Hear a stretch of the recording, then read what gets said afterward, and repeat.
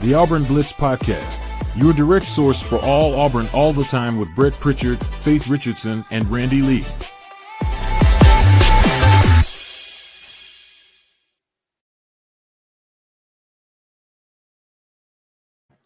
Well, it's not the Auburn Blitz, but it can be today.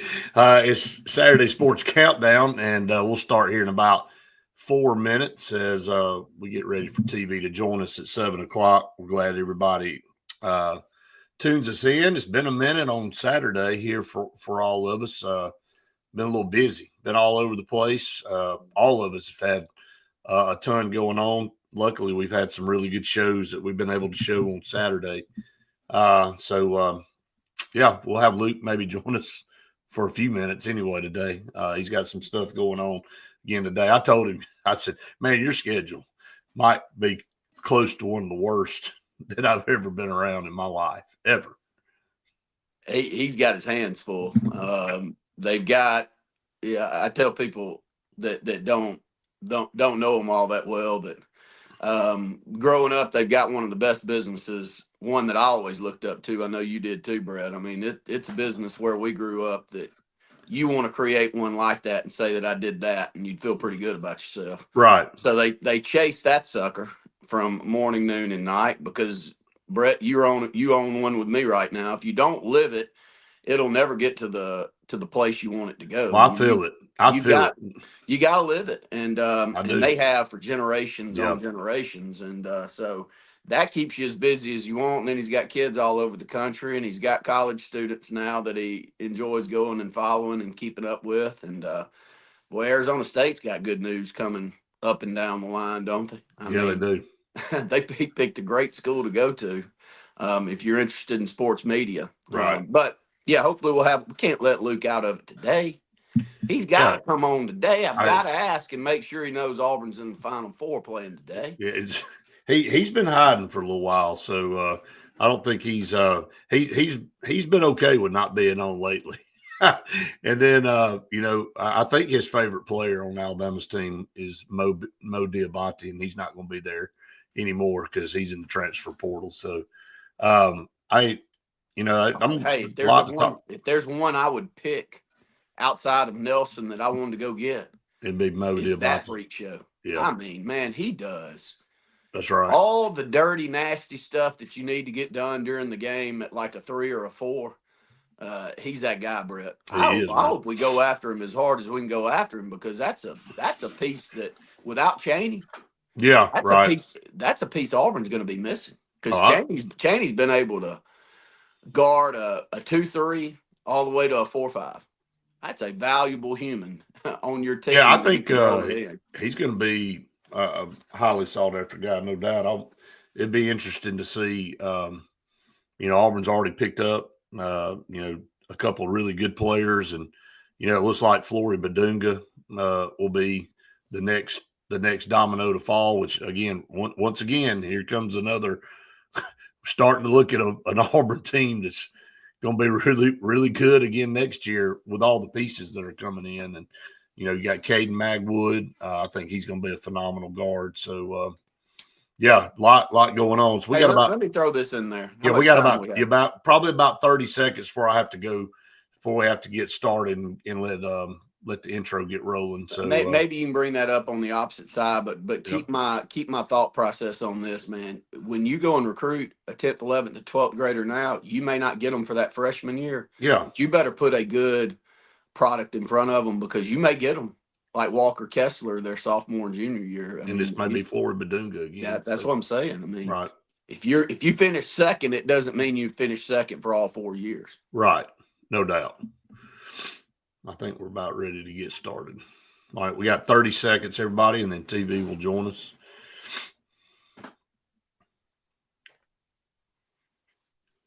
So we appreciate everybody that tunes us in out there.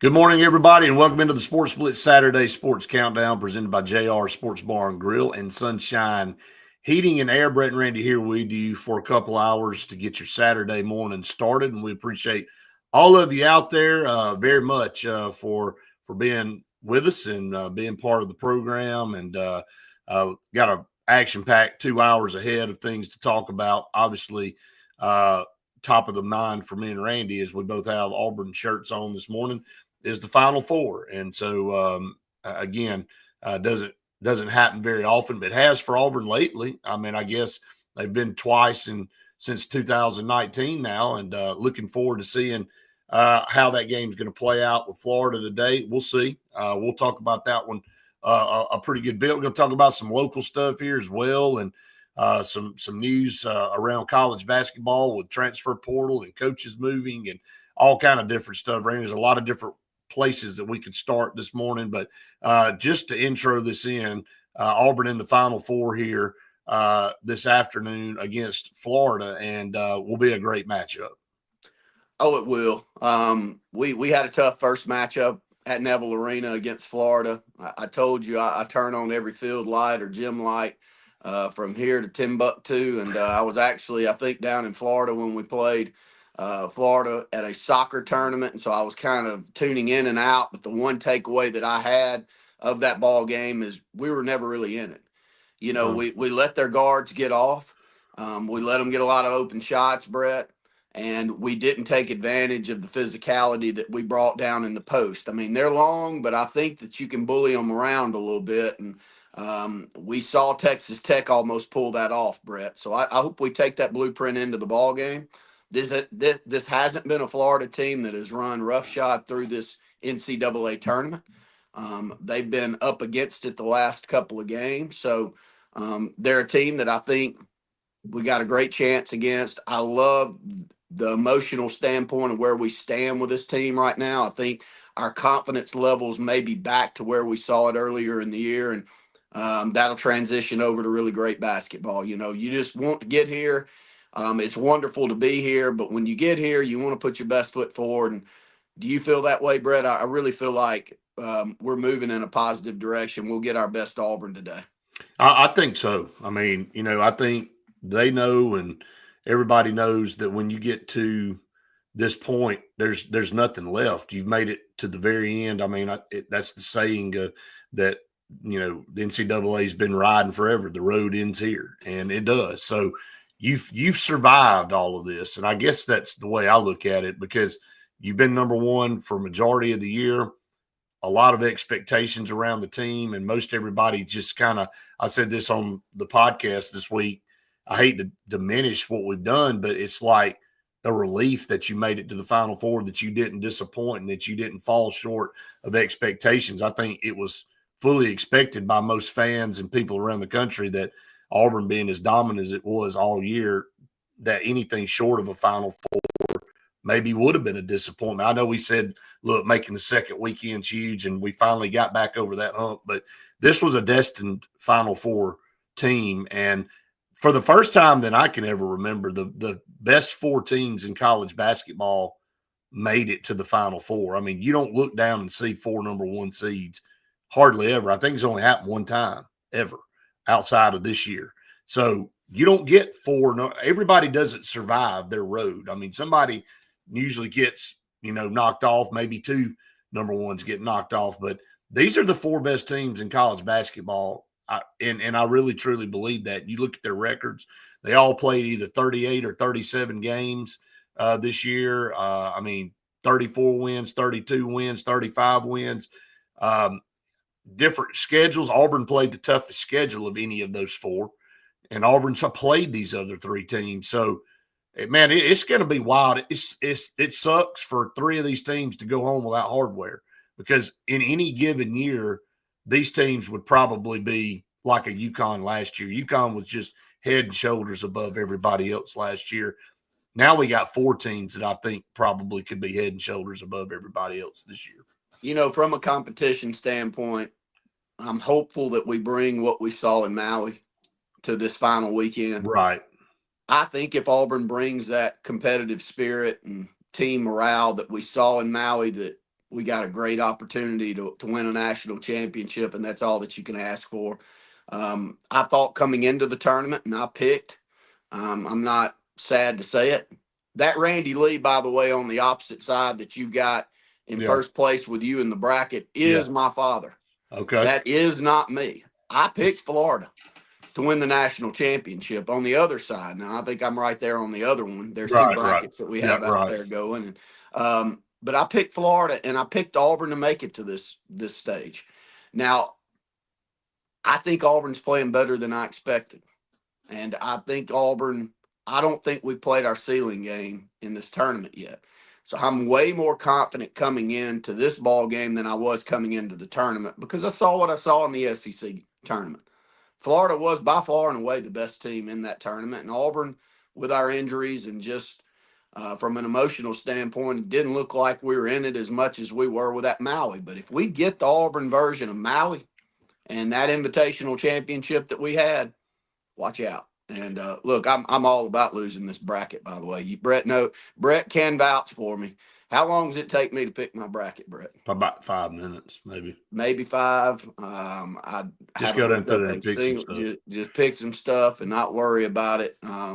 But worked out last year. It did, but I'm proud with where we are, and I want to see the best version of Auburn. Yeah, I've been catching hell about that, by the way. It's like, man, dude, this is the most rigged bracket, I think. It's me and you at the top with one other guy, and it's like, this is real good. Yeah, I'm glad y'all set this one up. So, but anyway, it is a lot of fun. I mean, what can you do, though? I mean, we make our pick. It's not like we in as an administrator and pick your picks 2 weekends into the – I mean, it's not how it works. I mean, but people like to say it's rigged. I mean, I get it. But it does look bad. That is my dad. But it really is my dad there because I went to the wrong bracket and filled it out. And I hate that because I think we had like 30-something people fill out the other one, and we have all close to 100 in the other one. And it's like, I don't know. It's not our fault. I sent out the CBS link, and it went to everybody, and it took some people to one side. I don't know, man. It's technology. Oh, it's fun. It'll work out. Yeah, it's going to work out. A few more minutes here on the opening segment of the show. When we get back from this, again, we wanted to intro with Auburn being in the Final Four, and then we'll obviously talk a good bit throughout the show about it and take your comments. Kyle's feeling confident, War Eagle. Kyle, I feel confident too. I really do. I feel like we've got a chance here to finish this thing, and I think we've caught a second wind, which I think is huge. We tailed off, no doubt. After I think we kind of let off a little bit when we won the regular season, and I get it, man. I think I have no idea what's floating around back there behind me. It looks like a ghost. So that is kind of odd, dude. Seriously, do you see that? Yes. I don't see what's going on. Anyway, I think we caught our second wind after the SEC tournament and got through that Alabama State game. We still were not playing very good. And then we had to come to Jesus, I think, players and coaches, and it was needed. And now you've seen what Auburn's done since then. They played 3 really good basketball games against Creighton, Michigan, and Michigan State leading into this Final Four. So maybe this thing hit the dip at the right time. And, if there's a meaningless part of the season, it's the SEC tournament. And I hate to say it because we all talk about banners and stuff, but it really doesn't mean a hill of beans anymore. And it really only means something to the teams that don't have a NCAA tournament spot solidified. They're trying to win a few games to get there. Yeah, if you make the run, you're good and you win it, so be it. But if you're potential number one seed, to me, you just want to get the heck out of there without getting somebody killed and get ready to play the NCAA tournament. I think Auburn hit its lull in the right time is what I'm saying. Well, just need to see that ceiling game. I think it's going to take a ceiling game to knock Walter Clayton Jr. out. I think he's playing that well right now, but Auburn has not played it. We've had a couple of players here and there in this tournament. Yeah, but we haven't had 5 really go off. No, we have not seen a game like we saw a couple of games midway through the season. And if we get that a couple of times this weekend, we're going to be national champions. I do think that our ceiling game's better than the rest of these teams. That may be saying a lot, but I believe that. And so we'll see how it plays out. Justin said wore down from the airplane. So Justin en route to San Antonio right now. We appreciate him tuning in as always. What we're going to do is we're going to go to our first break. We're going to be all over the map today. I got a lot that we want to cover, and we'll get to. But again, you can't call, obviously, this morning, but you can comment like you always do on social media, YouTube and Facebook. We're up live there, so you can send your comments in. We definitely want to hear from you as we continue to roll this Saturday morning. So we're going to take a break here on the Saturday Sports Countdown. So everybody stay tuned. A lot more to come right after this. Be right back. Yep.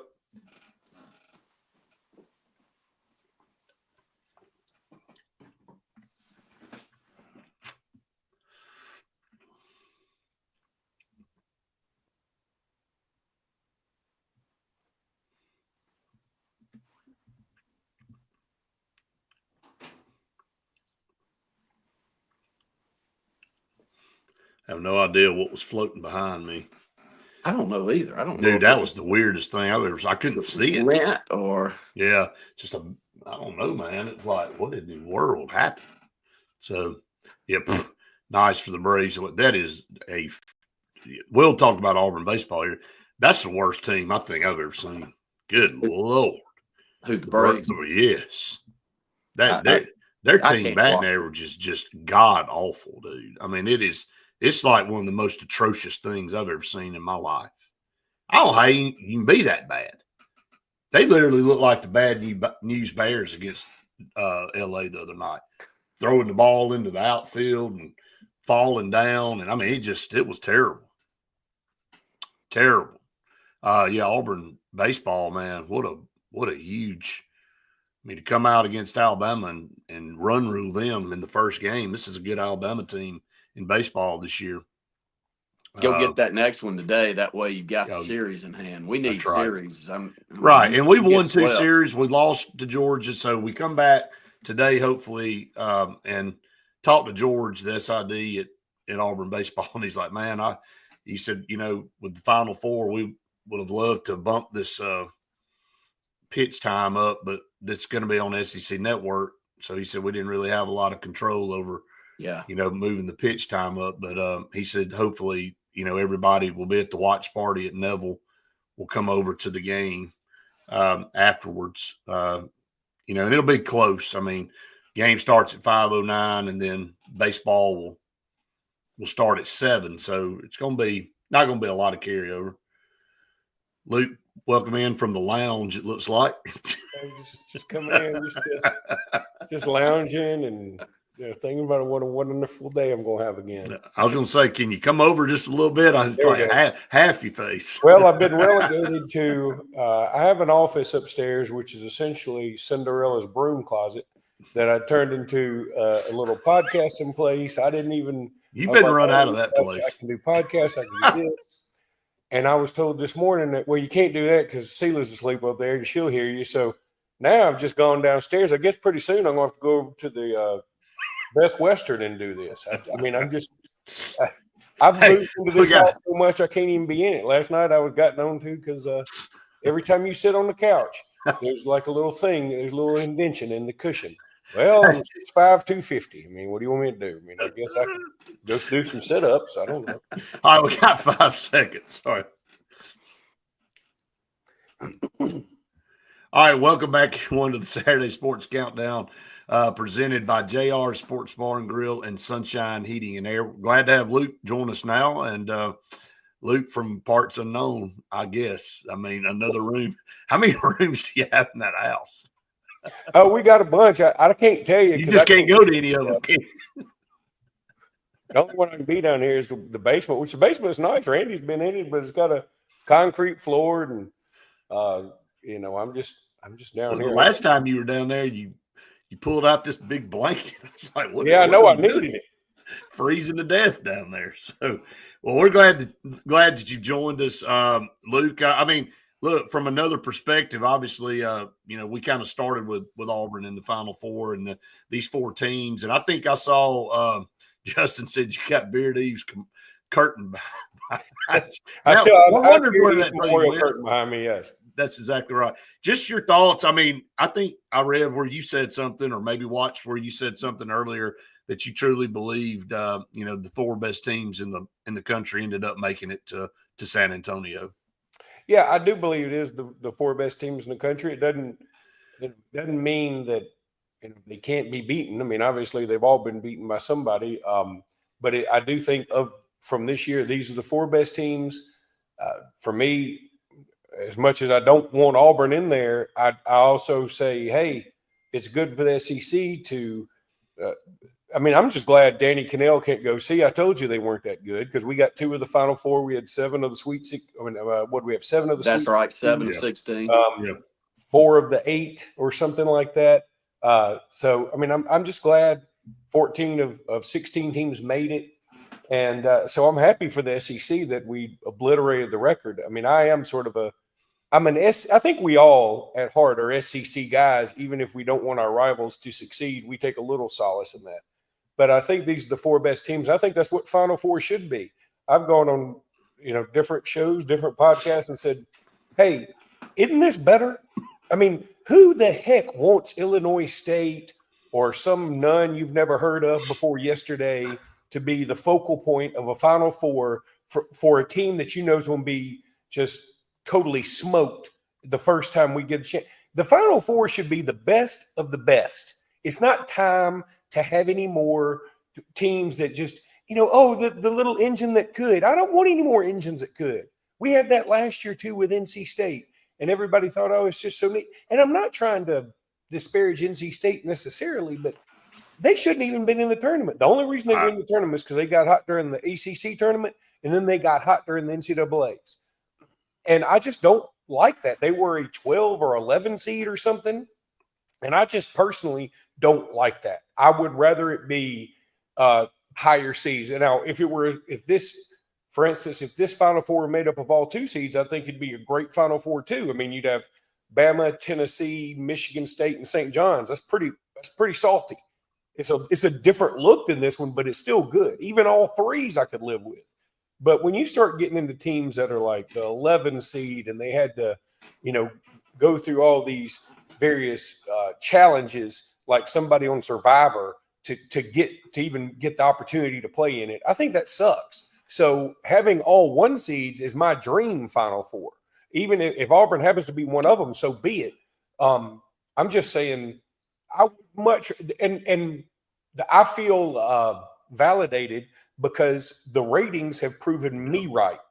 The ratings have shown, hey, when it was other teams like George Mason or whatever, not as many people watched because, as I've said all along, you love to cheer for Cinderella, but you don't really want her to win. I think it's early rounds. You get excited because the tournament is started and there's so many games and you want a few upsets.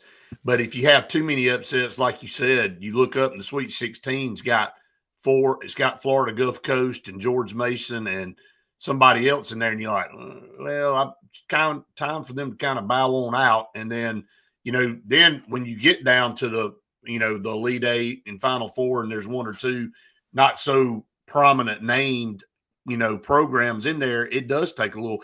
What was the Final Four? What was it, 2 years ago with San Diego State, and who was all that? That Florida Atlantic. Yep.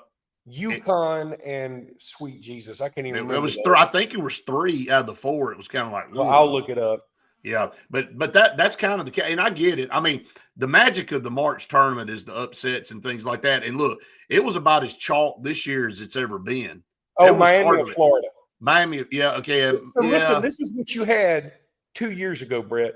You had a 9 seed, 2 5s, and a 4. When your seeds add to what is that? That's to 23. That stinks. That stinks. Nobody wants that. Nobody. I don't care. Outside the team you pull for, nobody wants that. It had to have been one of the lowest watched. Hard to watch. I don't think I even watched any of it. Did you watch it, Randy? I'm sure I did. If I had it on, it was in the background. Yeah, but I wasn't living and dying by it. That's 4 bad. That's terrible, actually. Now that you say it that way, man, that's a bad Final Four. Well, it's what makes this one so good, though. I mean, when you do get one where it's all 4 number ones, Ken Palm, you can appreciate these computer pollings and algorithms all you want, but I think these are 4 of the top 10 teams all time on Ken Palm. Is that right, Luke? Did I hear that? No, you're right. 4 of the top 10 teams on Ken Palm's in the last 10 years. Yeah, last 10 years. So that tells you. I mean, they're all 4 validated by the schedules they played and the conferences that they're in. Let me jump in real quick on the SEC talk that Luke had, though. We say this in football all the time, and football is a little worse than basketball, Brett. You know, when you've got the basketball, I think we've got great parity right now in basketball, but Auburn's sitting here, and we've ridden in on the coattails of Alabama and Georgia in the SEC for far too long. You take those 2 programs away from the SEC, and we're just an average conference when it comes to college football, because those 2 teams are the ones that have won the championships for us. Now, we've had Auburn, we've had LSU, we've had other teams like Florida from time to time that have been competitive on a national scene, but the other 2 have been competitive every year. So if we get football to the parity that we've got basketball, and Auburn's hopeful that we're about to do that on the football side, I think it'll make that conference better. But we need to win a national championship in basketball. We need to get over the hump. Well, it's been too long. One SEC team's going to be in a national championship game. Need to win it, that's though. the crazy thing. You're right, but I mean, two teams on the other side that are extremely good, and so we're just going to have to see. We're going to let this thing play out tonight. It's going to be 2 phenomenal basketball games, and again, Auburn really has had everything kind of aligned with the players, and you know, the way things have worked out this year, you feel like this may be the best chance. You know, again, we say that all the time, but the transfer portal now, you can be right back there again next year, you know, and you can have a different look and all that. But when you've had the year that they've had, you would love to try to go ahead and finish the deal if possible. Let's go ahead and take another break here on the program. Again, we'll stay up on social media and YouTube, but go ahead and take another break here for TV. Stay tuned. A lot more to come right after this. How long we got you, Luke? I can probably do another segment or 2. All right. Hey, let's go ahead and hit on Alabama football, Brett, in this next segment. Yep. Maybe get Luke's comments on Bucky getting the job at Texas A&M. By the way, that's crazy, y'all. No, I mean, that didn't take long. Well, I mean, fast track. And if there's somebody who knows, I guess, how a lot of this inner working stuff works, is him. I mean, he's been doing it since high school. And I know it's all legal now, but you still got to know the people. And Right. He's also, you know, a notorious gambler. Now I say notorious. I mean, I think he's really, really good at it. Yeah, right. And so it's going to be a lot of fun. I mean, I think he's going to have them up, and it's going to be a different style than what Buzz Williams had them doing. Yeah, no doubt. I mean, I think we all knew he was going to get a shot, and we even talked about the possibility of him maybe being a coach at one of our programs at one point in time. I mean, we weren't saying he was going to be one here recently, but we said there could be a time down the road that he could possibly be a coach at one of our programs. And look, I think he's going to go to Texas A&M and do a really good job. And, you know, who's to say he doesn't end up at one of our 2 programs one day? I don't know. I mean, but wouldn't be surprised. It wouldn't shock me. I mean, Texas A&M, if he's doing well enough, I mean, obviously they've got plenty of money and resources to keep him. But we say that about everybody, and every time we turn around, somebody's hightailing it out of there, right? Right. So there is something to be said about that too. Look, that place is hard to get to, and it's a little weird. And I mean, I've been there, and I'm telling you, you walk around, it's different. It ain't for everybody. One of our interns, she won't care if I say this, Maddie. She's from around San Antonio, and her whole family's Texas A&M, and she decided to come to Auburn. She said, "Look, I was just ready to get out of there." She said, and I love Auburn and all, but I mean, you said it. It's very similar to what she said. It's not a easy place to get to. There's not a lot to do there in College Station, and she just liked the vibe when she took her trip over here to Auburn better. So, to each his own. Everybody kind of moves around, but Justin wanted to send you a message that Alabama got run ruled last night. Damn, I'm broken up about it. You got me, Justin. Right? No, I'm so broke up. I didn't even know what was the final. 10-0. All right. I mean, that's Lord have mercy. I was trying to. Yes, I'll trudge forward today, and we'll see what tomorrow brings.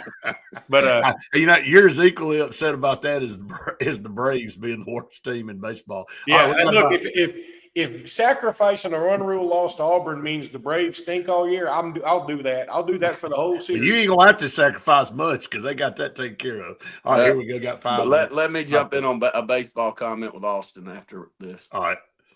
Welcome back, everyone, to the Saturday Sports Countdown presented by JR Sports Bar and Grill and Sunshine Heating and Air. We got a lot left to go here. Luke, a couple more segments. Randy, you want to tell the story real quick? Well, we were just talking about baseball. And Justin was trying to rib Luke a little bit about Alabama getting. He wasn't trying. He wasn't trying. He did it. Well, he did it, but for those that don't know, for those that don't know the Robinson family, there are very few families in and around the state of Alabama that care less about baseball than the Robinson family as a whole. I don't know one that likes the sport in the family. If one pops up, call me, let me know. But here's my Austin Robinson story. This is the final year he played baseball, by the way. He's 9 years old, in the dugout. I think he's in the dugout because he wasn't good enough to be on the field, but don't say I said that. But I think that was the truth. And his dad realized that it probably wasn't the sport for him when instead of taking a bat bag into the dugout, he took his basketball with him. And he was dribbling the basketball up and down the concrete in the dugout during the baseball game. And am I right, Luke? I think he ruined two things. You get that basketball all nasty and dirty and ruined everybody else's baseball experience while he's in there. I think I remember Ricky going, Austin, I don't think baseball is going to be for you. We can do something. And he agreed. He agreed with it, too. Well, all right, just because we started story time, and I don't care. I'll do an extra segment now. But so I coach Sela's soccer team, and that starts again today. And Sela's really good player. My daughter, she's a really good player, and we have a couple other really good players that it sort of gives us an advantage. But everybody's got one or two that may drag you down a bit. If one of them good ones is sick now, it's going to be a problem. Like I got to break her ankle just so she doesn't get to go in. But we had one that's the cutest little thing you've ever seen. I mean, just darling. And every time. But she just didn't like soccer, and she runs on her tiptoes and runs like a squirrel. She ran like a squirrel for some reason. She's just cute. She's a girl's girl. And she didn't really want to be out there. And her dad's this muscular behemoth, giant human being that is just all about it. He's in athletics. He's everything athletic. And so a couple of times, she'd come up to me and go, we were in the middle of a very intense game and trying to decide seeding for the playoffs. She comes up to me and I'm going, hey, get back and kick the ball and do this. And, hey, CC, make sure you do this. And she comes up to me and touches me on the backside because she can't reach up very tall. And I turn around and it's her. And I'm thinking, if this girl wants to go in this game right now, God ain't got enough strength to keep me from losing my mind. And she said, Coach Luke? I said, yes, honey. She said, did you know it's Earth Day? And I said, not only did I not know it's Earth Day, if I had a rapper, I would throw it on the ground just to spite you for telling me. If you don't get back and sit down. Well, that same girl, the next game, we were playing another team that wasn't good at all. They were like a team full of hers. And so I was able to play her some, and I was so happy because I feel so benevolent when I'm able to put her out there like this is me giving to the world, And so she's out there, and she had a chance. I'm talking about the ball was from Randy's head currently to Brett's head currently from the goal. And all she had to do was get close enough to it to make the wind blow it in. And she whiffed it so badly, it spun the other way. and went out of bounds. And everybody on both sidelines, because everybody knows, how she is. Everybody was just like, "Oh my God, I couldn't believe it." I looked over there, and her dad was playing with his phone because he had given up watching her because he had to find something else to do. Get on Tinder, play building blocks, do something. And so I go over there and I see him, and after the game, and I said, I can't believe it. You almost missed it. Her nickname was. I don't know. I'm not going to say it. Don't say it. I know.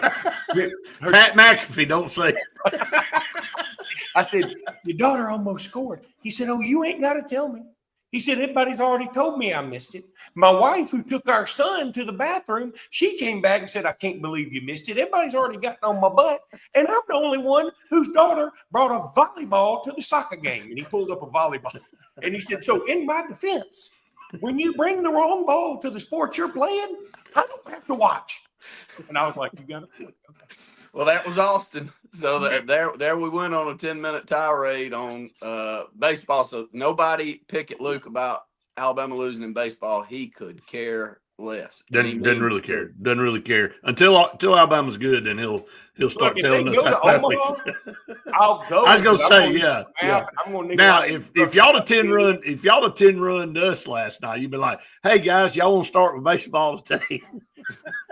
But that's what makes it fun. That's exactly what it does get you, and it don't get me. That's right. That's right. When you ain't got a dog in the fight, you can prod the other one, right? Yeah. But we want to talk about a little basketball, kind of mix it up a little bit. I'll talk about football practice for Auburn a little bit later on. I was over there this week, and I'll let you dive in, get a couple more segments with you, Luke. Let's talk about Mo Diabate getting in the transfer portal. And, again, everything's changing every year. You got to work your current roster, and then you got to be able to get guys, and then the tournament's still going on. That's another screw job. I mean, Auburn's having to, and Duke and everybody else that's left still having to try to win a national championship, all while trying to take Zoom calls and get guys that they're going to have to get to fill a roster for next year.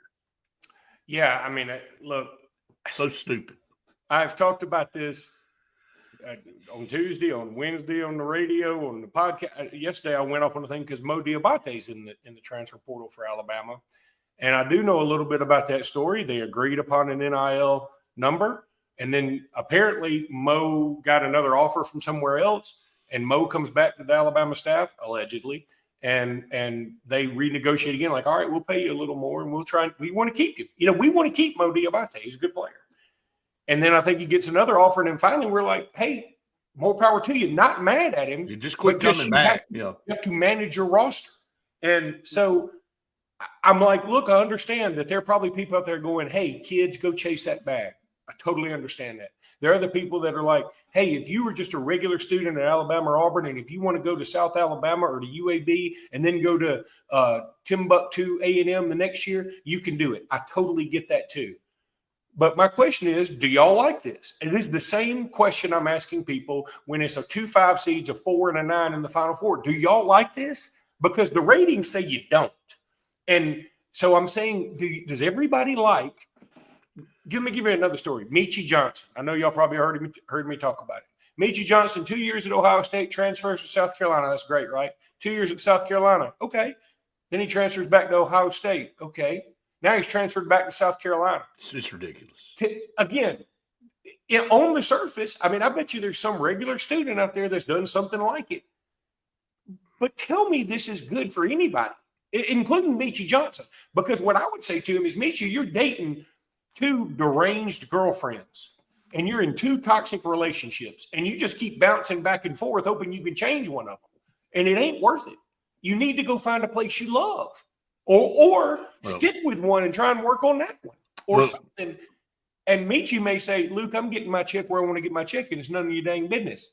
And I'll say, that's true too. I don't know what you do now that it's out. I don't know how you stop it. I know this. I think his name is Rodney Godfrey or something.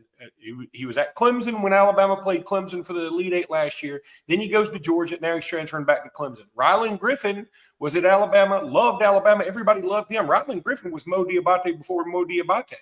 And then he goes to Kansas last year because he was probably chasing the bag a little bit. And now he's probably coming back to Bama. And again, I'm an Alabama fan, and I'm saying something about this ain't right. It's not. Let's go to break. We'll keep talking about this and a lot more. Stay tuned. More to come right after this. Yeah, it's not good. It's just not. I mean, period. Look, the fact that the NCAA has a portal window open during the week of the Sweet 16 is not right either. And, the whole goal is to win a championship. It's why we do all this.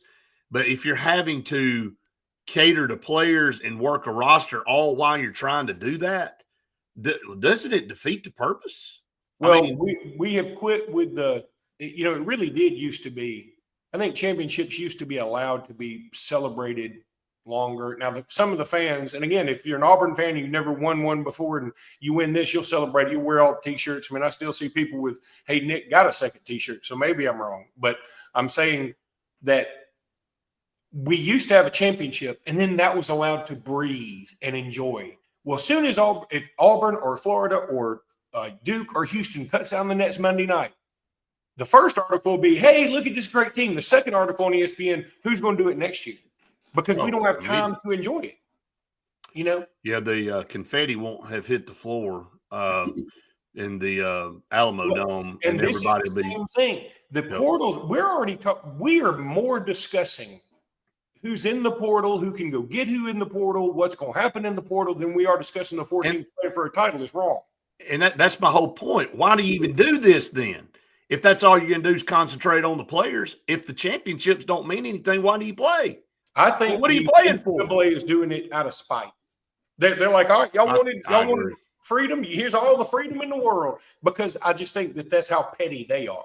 Now, that's probably not true, but that's what I want to believe because that's how little I think of them. They literally just completely took the child approach and went and pouted in the corner. And look, I understand we've been very critical of the NCAA and the court system pretty much rendered them useless and powerless. So I kind of get it a little bit. As much as I hate the NCAA and how much we've all hated them over the years, when they've tried to enforce some things that we actually agreed with, they got their legs cut out from under them. So they went, I tell you what, y'all just go do whatever the heck you want to do, man. And let me see how it all works out. Justin said it's a reflection of society, and I said that on Tuesday night too. And I mean, again, all you got to do is look at things like marriage rates. I mean, it's below 50%. Hey, well, this is a short break, by the way. We got to get back right quick. I don't want to cut you off, and then we'll come right back.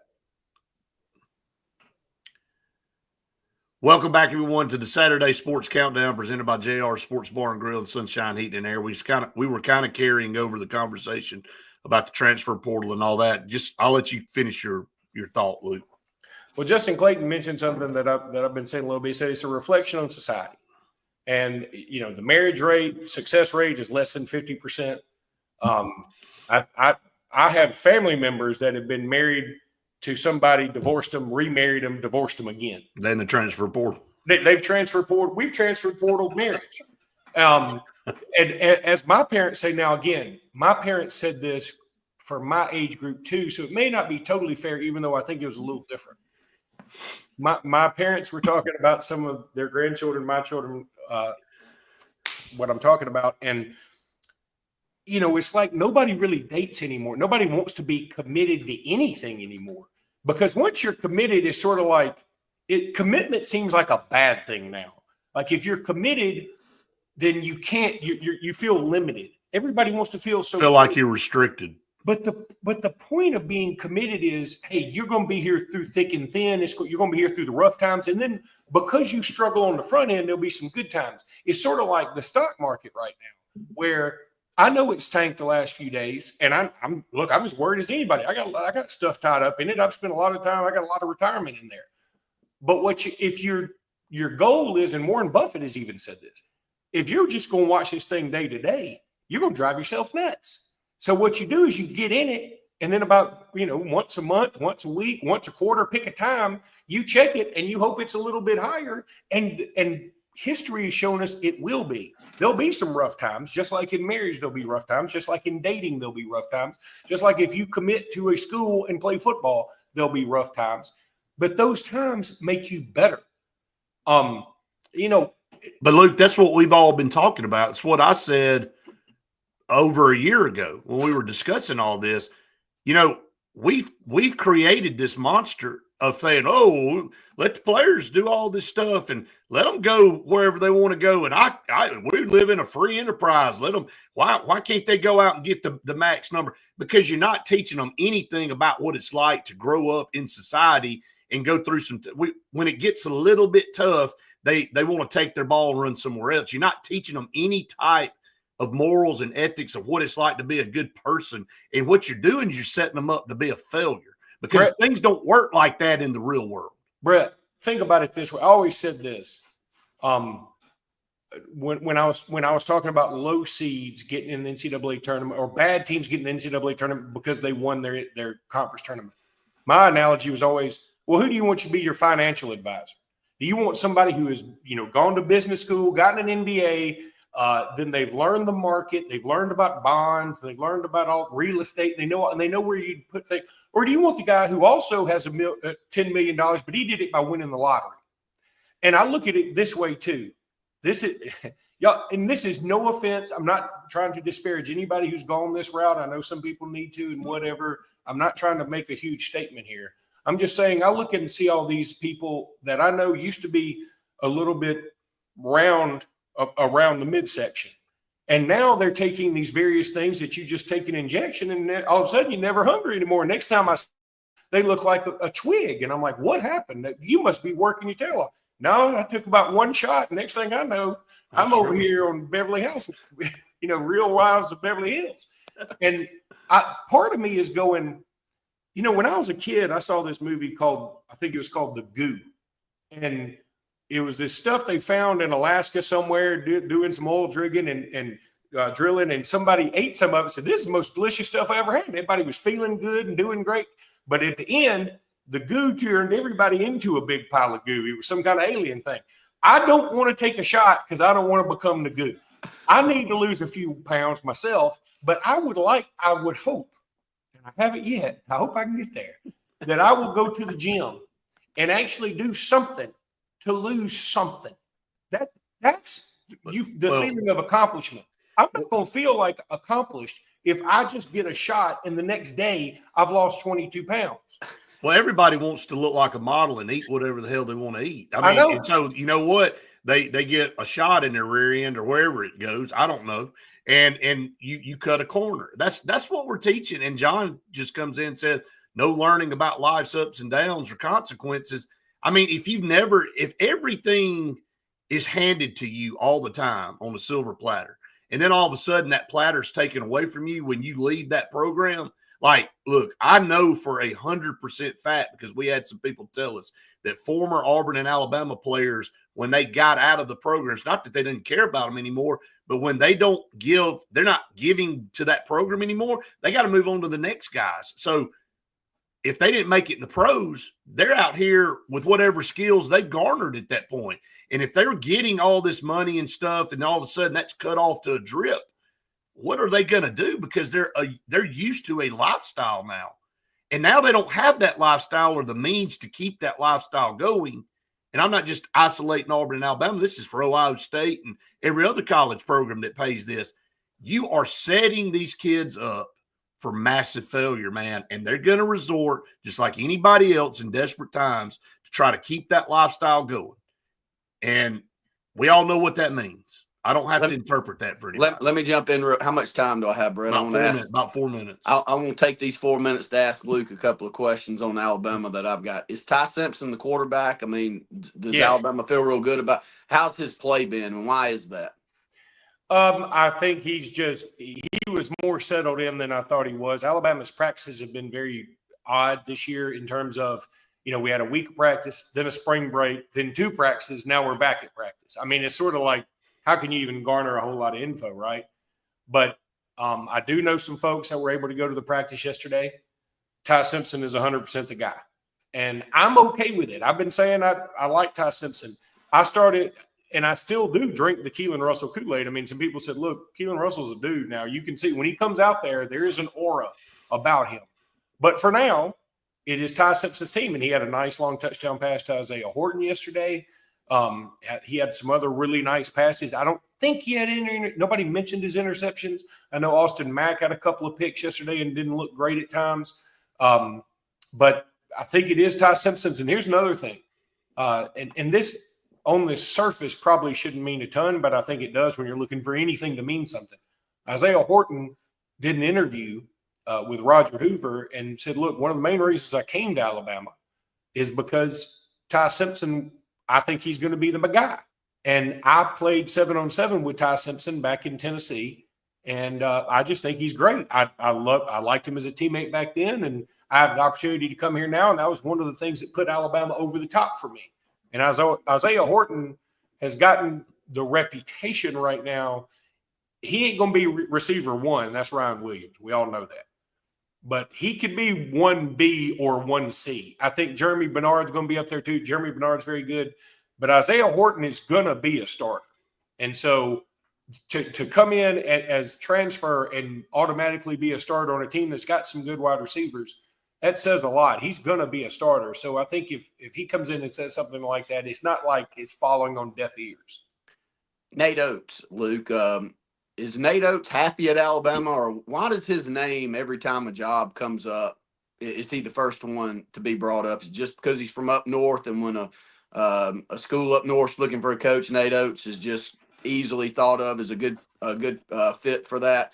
Yeah, I think whenever there's a coach in a place, a program that look like they're diametrically opposed. I mean, Deep South versus Detroit, Michigan. I mean, it just seems weird. But Nate Oates, I can tell you from people who know him well that he loves Alabama. He's got daughters in school here. He loves the place. It's, again, what we've seen, it used to be North versus South, but all the Northerners I know that if they ever come down here, they go, y'all got it pretty good down here. And we're like, shh, don't you be bringing nobody else. We got enough. We don't need any more people. And so, yeah, I think he likes it a lot. I think Alabama has given him a lot of leeway in terms of, hey, it's your program, run it the way you want to. There's a lot to be said for that. Somebody mentioned him for the Maryland job. That was never even a thing in his mind, in anybody's mind. Greg Byrne was never worried about it. And in fact, it wouldn't shock me if it was more of a smoke screen to get Buzz Williams, just sort of take heat off Buzz Williams for a minute and let Buzz come over there. And Buzz makes actually a lot of sense for that job. But I think Nate's going to be here until he gets an NBA job. I think ultimately he will get an NBA job because I think he wants to see if this system will work in the NBA. And if I can go on a rant for a second, we did the pod after a live reaction after the Duke game. And there were some people going, well, Nate needs to do this, and Nate needs to recruit that, and Nate needs to go after blank. And I said, y'all need to have a nice warm glass of shut you out. Nate doesn't need to do anything. Nate is one of the most accomplished coaches in the country the last several years. He's been to 3 straight Sweet 16s. He's been to a Final Four and 2 Elite Eights. He's had a National Player of the Year, the SEC Player of the Year, the Freshman of the Year, won the SEC tournament. He's the only coach in the history of the sport to have beaten Kentucky and North Carolina on the road in the same year. He had the hardest schedule in KenPom history this year. He has a hard schedule, and the only one that was even close to this one was the one we played last year. Nobody's given us more notoriety. Nobody's putting us in the spotlight like Nate Oates ever has. So what Nate Oates needs to do is what Nate Oates needs to do. And if Nate Oates is like, hey, because some people are like, we got to pay Mo D whatever he wants. Nate Oates didn't think so. And you know what? The more I think about it, Alabama got a signee from a transfer from Florida State, Tyler Bowen. He looks a lot like Mo Diabate, and his averages are a little bit better. Now, I'm not saying he is because Mo D's got soul. If you know me, I love me some Mo D. He's one of my favorite players. They could have called it the Mo D annual hard hat award for all I care. But he's not Chris Jackson back in the day. He's not Michael Jordan. He's really, really good, and I'd love to have him. But I don't want my team overpaying for him when I know my team has a budget. And so, because if you blow your budget on him, it's consequences. There's consequences. So there's consequences. I'm fine with everything that's gone down. I am happy. I'm disappointed we lost in the Elite Eight, but for the love of God, that's what I told somebody. I was like, say these words out loud and then pretend these are 10 years ago. I'm disappointed in the Elite Eight. Now tell me how you feel about it. And I go, all of a sudden, I'm smiling. There's no doubt. It's all about perspective. No doubt. Luke, we appreciate it, buddy. We got to get to break, everybody. Again, we appreciate all of you out there that tune us in every Saturday. We'll be back right after this. Good luck, guys. Luke. See y'all later. See you, brother. Win soccer. Boy, we're playing in Alabaster. Okay. Oh, yeah. We're Cecilia's in Hoover right now. Oh, is she okay? Yeah, she actually starts at 8:30 this morning. They're in a tournament all around Birmingham somewhere. I don't know. Boy, I'm going to tell you, you want to break some hearts. You tell all my Mountain Brook families that we got to go play a game in Alabaster. Where is that? I'm like, y'all just don't know. Y'all need to get out a little bit. That's all right. All right, see y'all. See you later.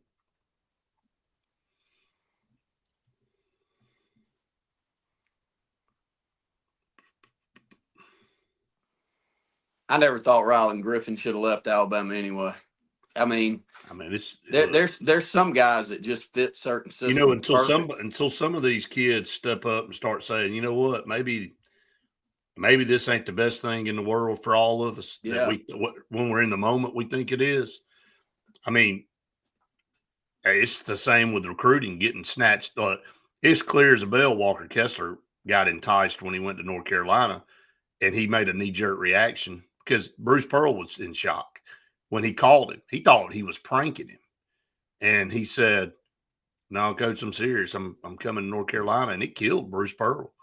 I mean, he thought there was no way we were losing him. Then, of course, Walker Kessler goes up there and sits on the bench and is miserable and can't get out of there fast enough, and then gets to Auburn. And you know, when your heart and your gut tell you need to be somewhere, and then all of a sudden you make a rash decision at the last moment, it's probably going to be wrong.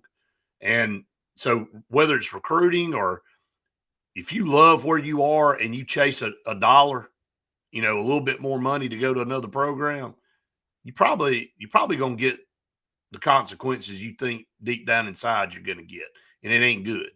I mean, there's a lot to be said about being comfortable and being loyal and people back. There are going to be tough times everywhere you go.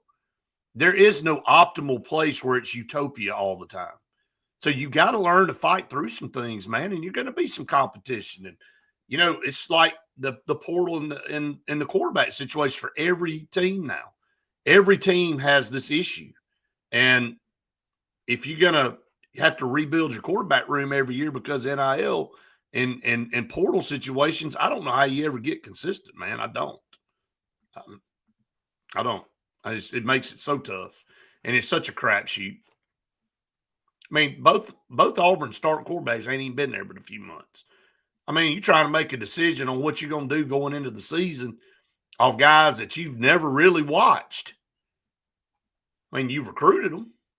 One's young, and the other one is a 2-year player at another school that sat on the bench for a little while and was in 2 different styles of offense. So, I don't know, got about 15 seconds. But the sport's been ruined by all this, man. I mean, it really has. We can talk about enterprise and all that, but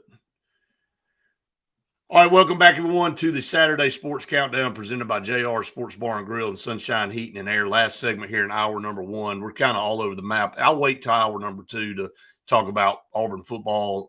Was over there this week. I'll be back this week. Got a practice day open on Thursday, I believe. So have player interviews on Wednesday, practice Thursday morning. We'll be over there for that. Don't know how long that window. They opened it a little bit longer for us this week. And so hopefully you'll be able to catch up with Coach Freeze again like this past week.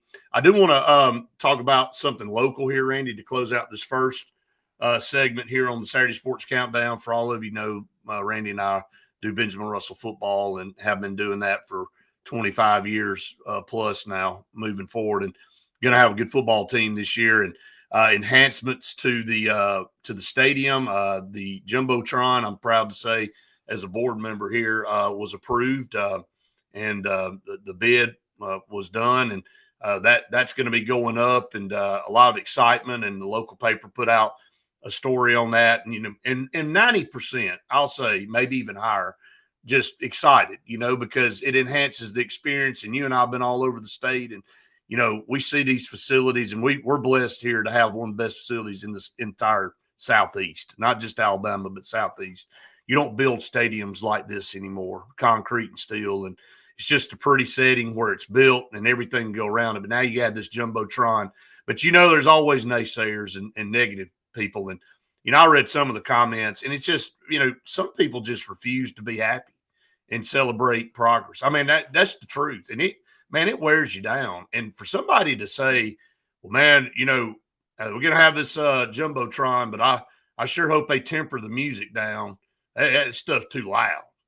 I mean, did you even realize what you typed when you typed that? I mean, and how stupid that sounds. You're going to a football game where you have cheerleaders and people encouraging you to stand up and scream. Like when the team comes out of the tear through, do you sit down and golf clap? If you want to go to a golf match, go to a golf match. Yeah, they don't need to blare music at a golf match. Although this new version of golf, the virtual golf, they blare music and all in that too. But I know what you're saying. Don't blast you out of your seat to the point where your ears are bleeding. But you're going to be in an environment where it's upbeat, a little bit louder than probably you listen to in your car music. And if you don't like that, then I hate to tell you, but probably just watch it. Listen to us on the radio or watch it on NFHS. And that way you can control the volume. But when you come to the stadium, it really ain't about you. It's about the kids on the field. And it's about the environment. And it's about making that environment special. So just save the daggum mealy-mouthed comments to yourself because nobody's listening. I mean, it's not that you don't respect what you're saying, but it just sounds dumb to say I'm going to a football game. I hope they cut everything down. I don't want all that loud music playing. I mean, am I off? Well, here's and I'll take a little bit different direction. You said everything I would want to say when it comes to that. Here are facts, though. Facts are there's nowhere near as many people that come to high school football games on Thursdays and Friday nights as there were 15, 20 years ago. You and I sit in a perch. I'm able to look down. I've been doing it for 21 years, will be this year. This will be your 26th year.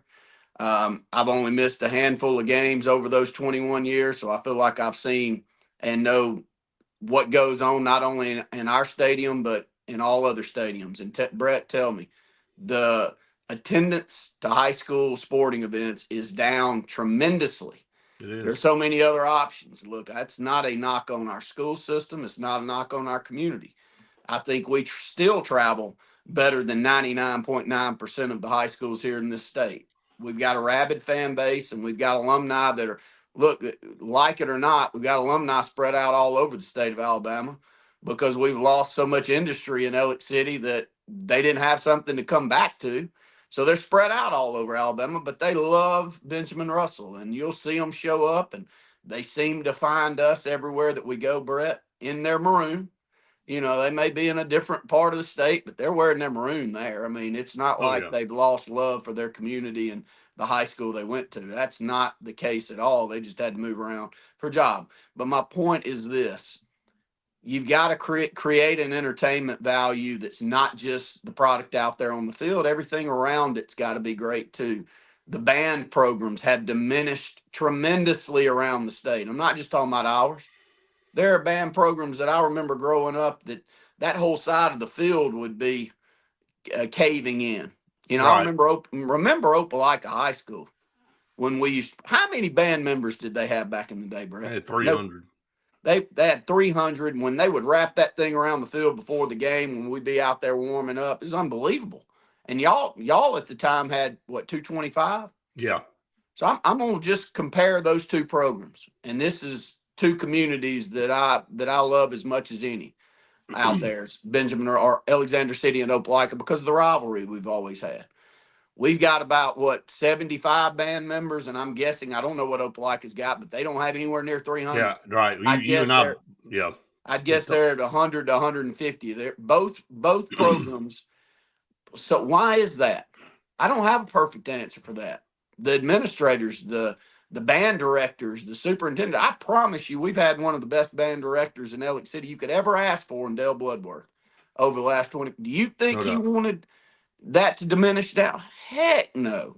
I mean, really, and you couldn't put anybody that loves music anymore in the place and the product that he still put out there, even Right. though the numbers had gone down. I know we're probably up against the break, but my point Yep. is you better create entertainment value around just not that game. And you better make it where you're not going to miss on Thursday and Friday night because of all the things, not only football on the field, but all the other things that are going on. And if you don't market it that way, you're just going to keep falling behind. You're right. I want to keep that going. We do have to go to break, but we'll come back and continue talk about that. We'll talk about it through the break as well. Stay tuned. More to come right after this.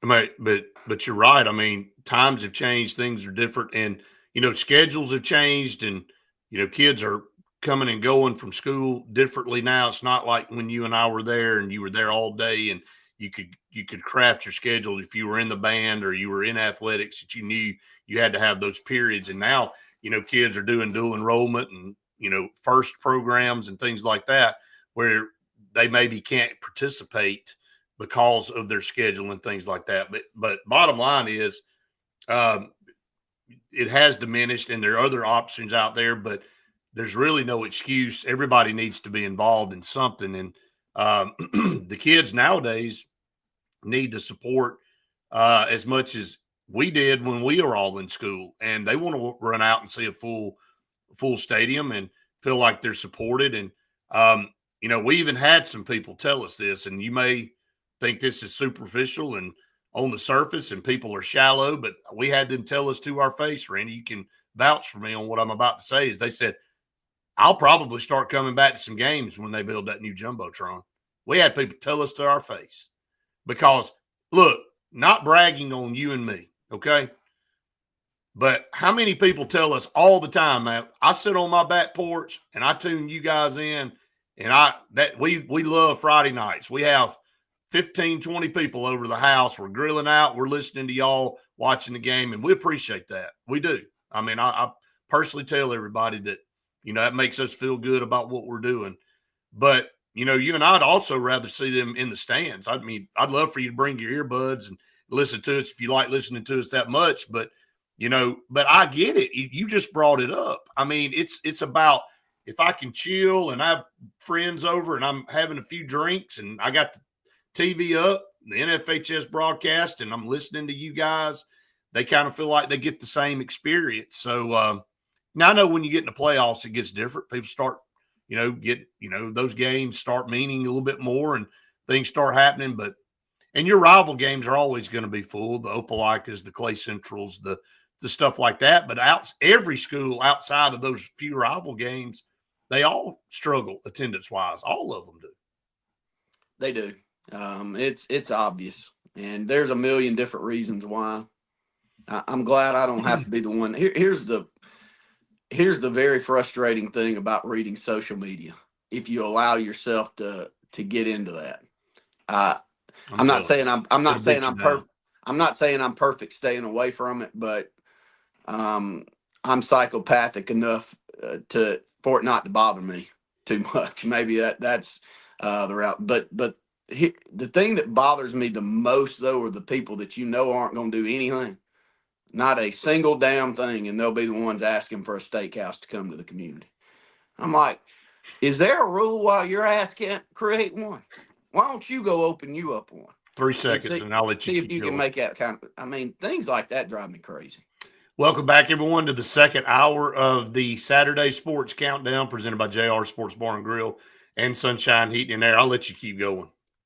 Well, the only point I was making is you can, when you read into social media, first off, there's a lot of miserable human beings out there. In the world. That's kind of why we got started on this. And they're the ones that most of the time make positive things into a negative because they want everybody to come down to their level. And they need everybody to come down to their level to make them feel a little bit better about themselves. But those that have an excuse for why everything can't or shouldn't happen are the reasons that communities don't progress. And the moment that you buy into those things and you have reasons that you think everything's going downhill, that's when it'll never come back. So, look, I applaud the school system.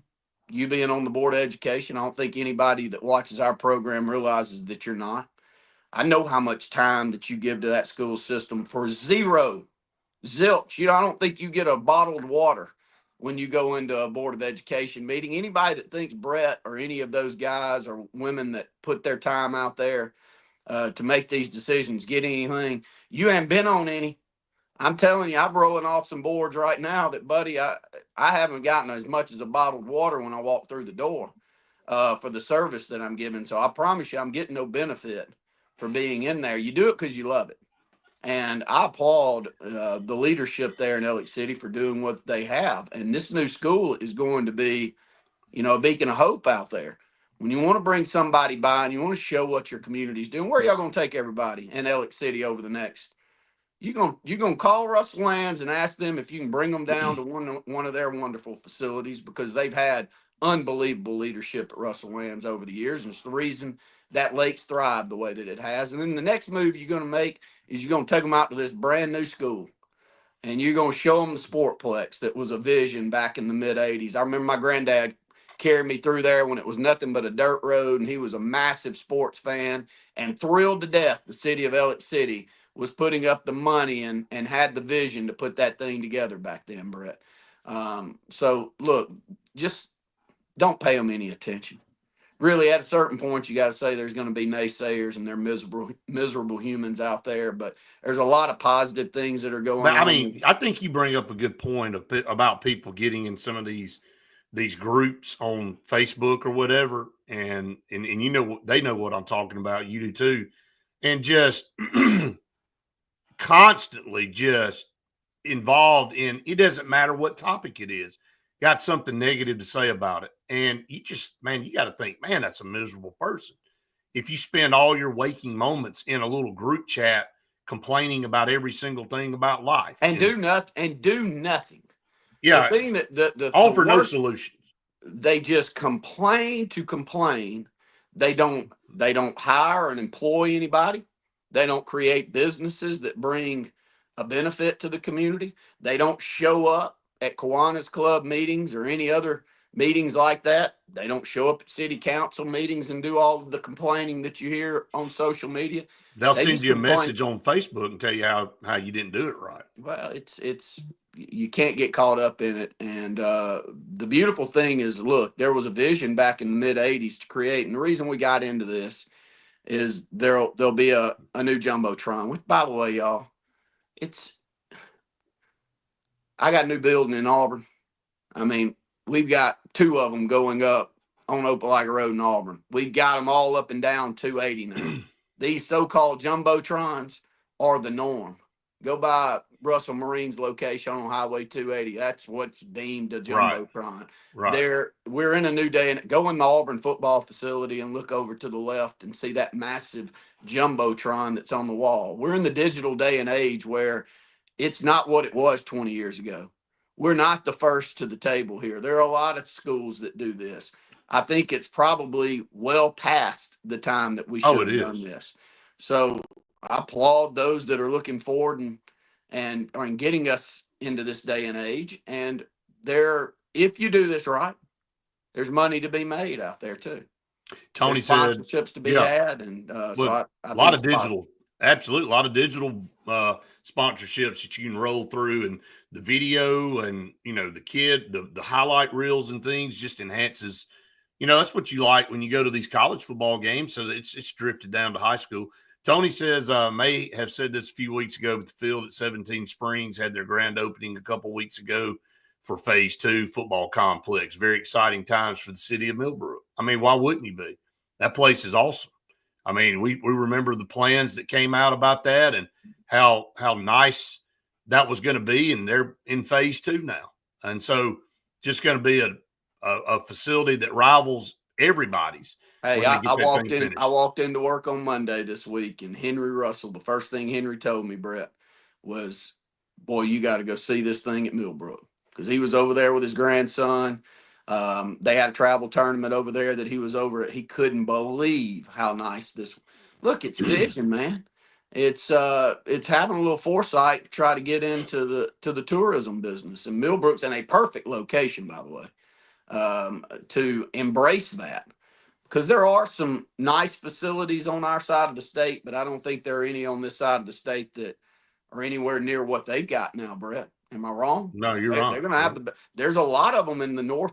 Not a lot. It's hard, but there's 3 or 4 in North Alabama that can compete with that, but none really on our side of the state. And everybody would like to not travel to Sand Mountain every other weekend if they can keep from it. They'd like to go to Millbrook. Now they're going to fill that sucker up, and it's going to be massive for tourism in that area. Justin said, as a band member under Bloodworth, I agree on everything y'all said. Great guy, great conductor. Don't know what has caused the drop in students. How much has the overall attendance dropped? Attendance at games? Yeah, he's talking about overall attendance. I would say significant. I'll say half. You say half?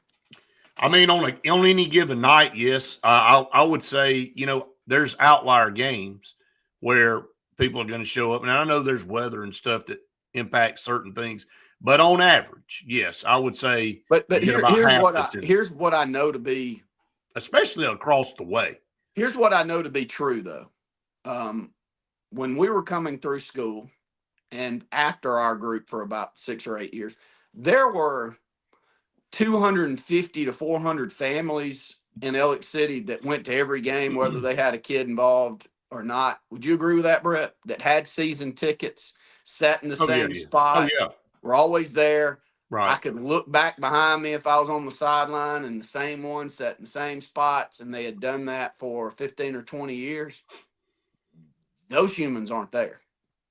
There aren't 200 to 400 families that show up every. Am I wrong? I'm not. I hope I'm not saying where it was 2 to 3. I mean, I don't know the exact number. There may be 20 families that show up every Friday night that don't have a dog in the hunt, but still show up because they love it and they want to support it. There's not many more than that, but so that's a big part of it. Oh yeah. The Roger and Sherry Pritchards that don't have a Braden out there, but they still show up on Friday night to support, and they always have. Those were a lot more. There were a lot more of those type of families, and it may just. I don't think it's just our community, though. I don't believe. No, we go everywhere. I think it's across. I think it's everywhere. You said it. I mean, we go all these places, and we see the same thing. And a lot of times, our away crowd is bigger than the home crowds of the places we go. It still tells you how good our fan base is. So, all right, let's go to another break. Stay tuned. A lot more to come here on the show right after this. Yeah, I mean, in the element, I just got a text from a buddy, and he said, I definitely think live TV has killed it. And, that's, again, another phase of this thing that you have to look at. And you can like it or lump it or whatever, but it's I said it just a few minutes ago. People tell us all the time they love hearing us call the games, and they love watching it on NFHS with our broadcast. And they're able to sit out on the back porch and on a cool, crisp fall night, have a fire going, have a TV up there, and have 20 people at their house grilling out and chilling and getting into the game. And it is what it is, man. I don't know how else to spin it. I'm not trying to say that's right, wrong. I'm not saying the people that don't come to the games are wrong and those that do are, but it's just options of how you choose to take in what you want to take in. And that's why we're talking about the Jumbotron and having people come up to me and you to our face and say, man, I got to come check that out. And I'll probably come to some more games now that's on there. Well, you got to have an entertainment value outside of the game. I hate to say it. I mean, it's got to be, watch halftime. You want to watch something depressing. If you actually care about the amount of fans that are in the seats to cheer for the players out there on the field, if you're there to cheer on the players on the field, watch halftime. Watch when the band rolls off after halftime, how many humans stand up and walk out of that stadium and all the stadiums we go to. What are you going to say, a third of the crowds, Brett? It could push that. I mean, I know I'm putting you in a bad position, but I mean, I'm just speaking. Well, I mean, we're guesstimating. Now, you and I don't have any hard numbers, but we're going off eyeballs. I mean, we're going off what our eyeballs have told us for over 20 years. So getting more kids that are involved in all of those things will bring more people to the stands and more money in, because it's still football is the only revenue generating sport in high school.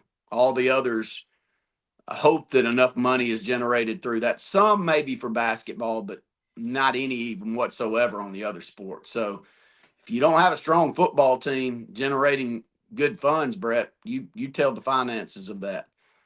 I guess the school system's got to pony up the difference that's not there. Well, the community's you got have to go find out there and sponsorships. fundraise, man. Yeah, go fundraise.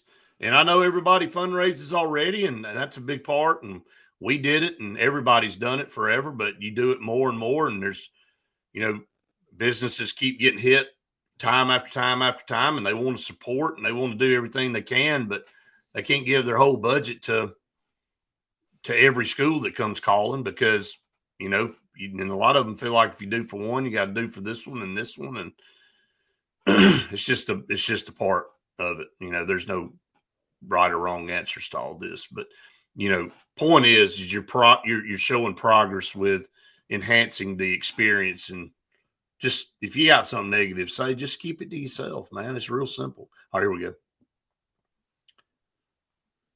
Welcome back, everyone, to the Saturday Sports Countdown presented by JR Sports Bar and Grill and Sunshine Heating and Air.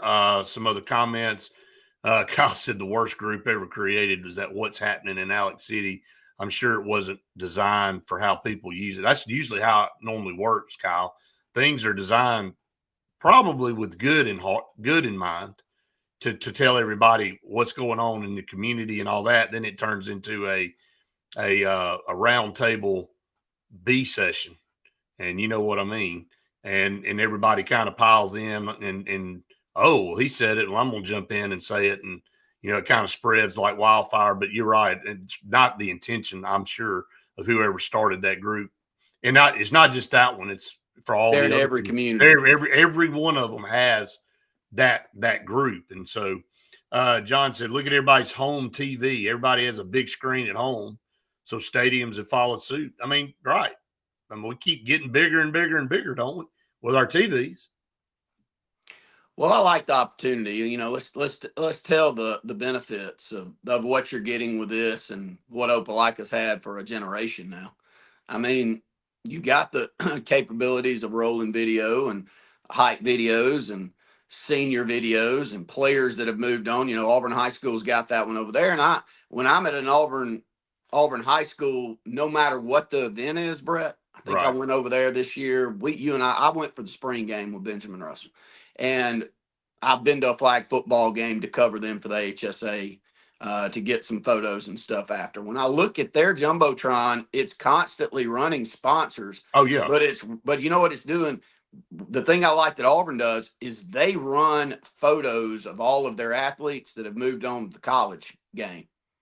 And even the ones that are there right now. So if they're 3 or 4 years into college, they'll pop a photo up on there where that player that played here and what sport they played here and where they're going. And then they'll have all of their and this isn't just football. I mean, these are flag football girls that are going to Southern Union to play.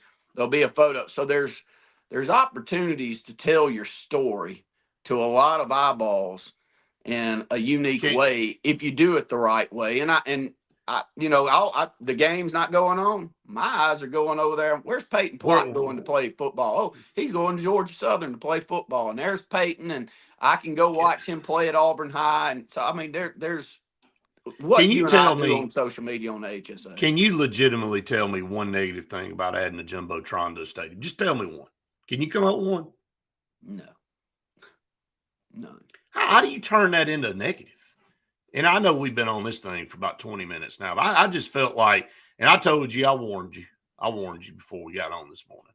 I said, I'm going to go off a little bit later on in the show about something that just, again, blows my mind how you can, and again, it's 95% of the people are positive. I'm not saying that, but it's the one or two that have some kind of, you just dig up a negative comment of something. You like a gold bar. Hey, we're passing out gold bars in Town Square. Come get yours. And you get yours and it's got a scratch on it. And somebody take a picture of it and say, well, mine has a scratch on it. I know they gave me a gold bar, but mine has a scratch on it and everybody else's didn't. I mean, that's the kind of elementary complaining I'm talking about. Well, So, don't let it bother you. Well, it has a little bit, but I tell you what's gonna happen though is the next year is gonna be a lot of fun for all of those new facilities to open up. I do basketball. Here's prime example. I do basketball games with Steve Ward at Huffman High School when we go over to Birmingham and call. And while I was there, I said, why in the world it's not a bad trip for y'all. Why would y'all not come to Elliott City and we go to Huffman? We both got great basketball programs, girls and boys. Y'all should come. But Steve, make sure you don't come until the new gym's open. Because I don't want you to go play until I know the new gym's going to be open. Because I want you to be able to play in there, maybe one of the first ones to play in there. And so they were able to get them together, and we got a back and forth that's scheduled with Huffman, who's one of the best basketball programs in the state. But that's the point. There's going to be a lot of people that are going to be coming in and seeing Elliott City in a new light with a new school, and the first one since 1950 to be built here. So it's going to be a fun year. Yeah, it's going to be a lot of fun. I can't wait. And again, anticipated getting in the school will be January, could be earlier than that, depending on how this thing finishes up. But great progress has been made.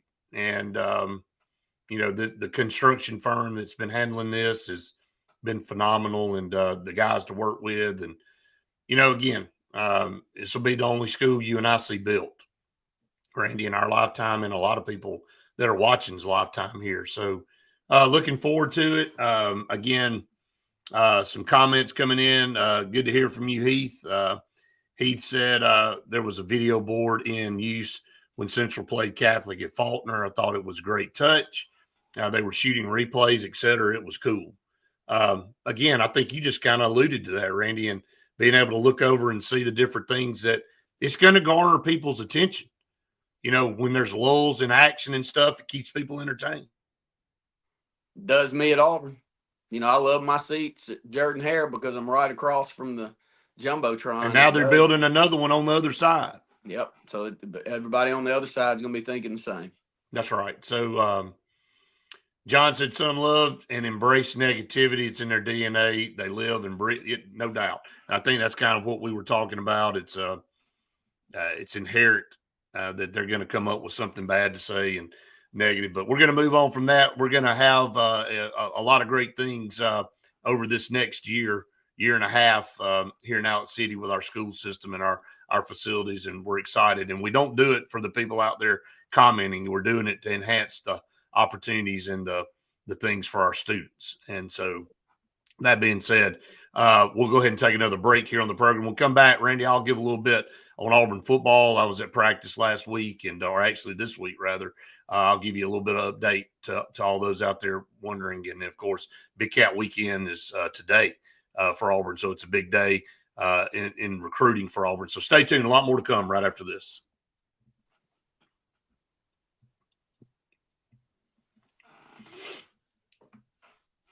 Yep. A lot of visitors. You got a list? Mm-hmm. I do. Let's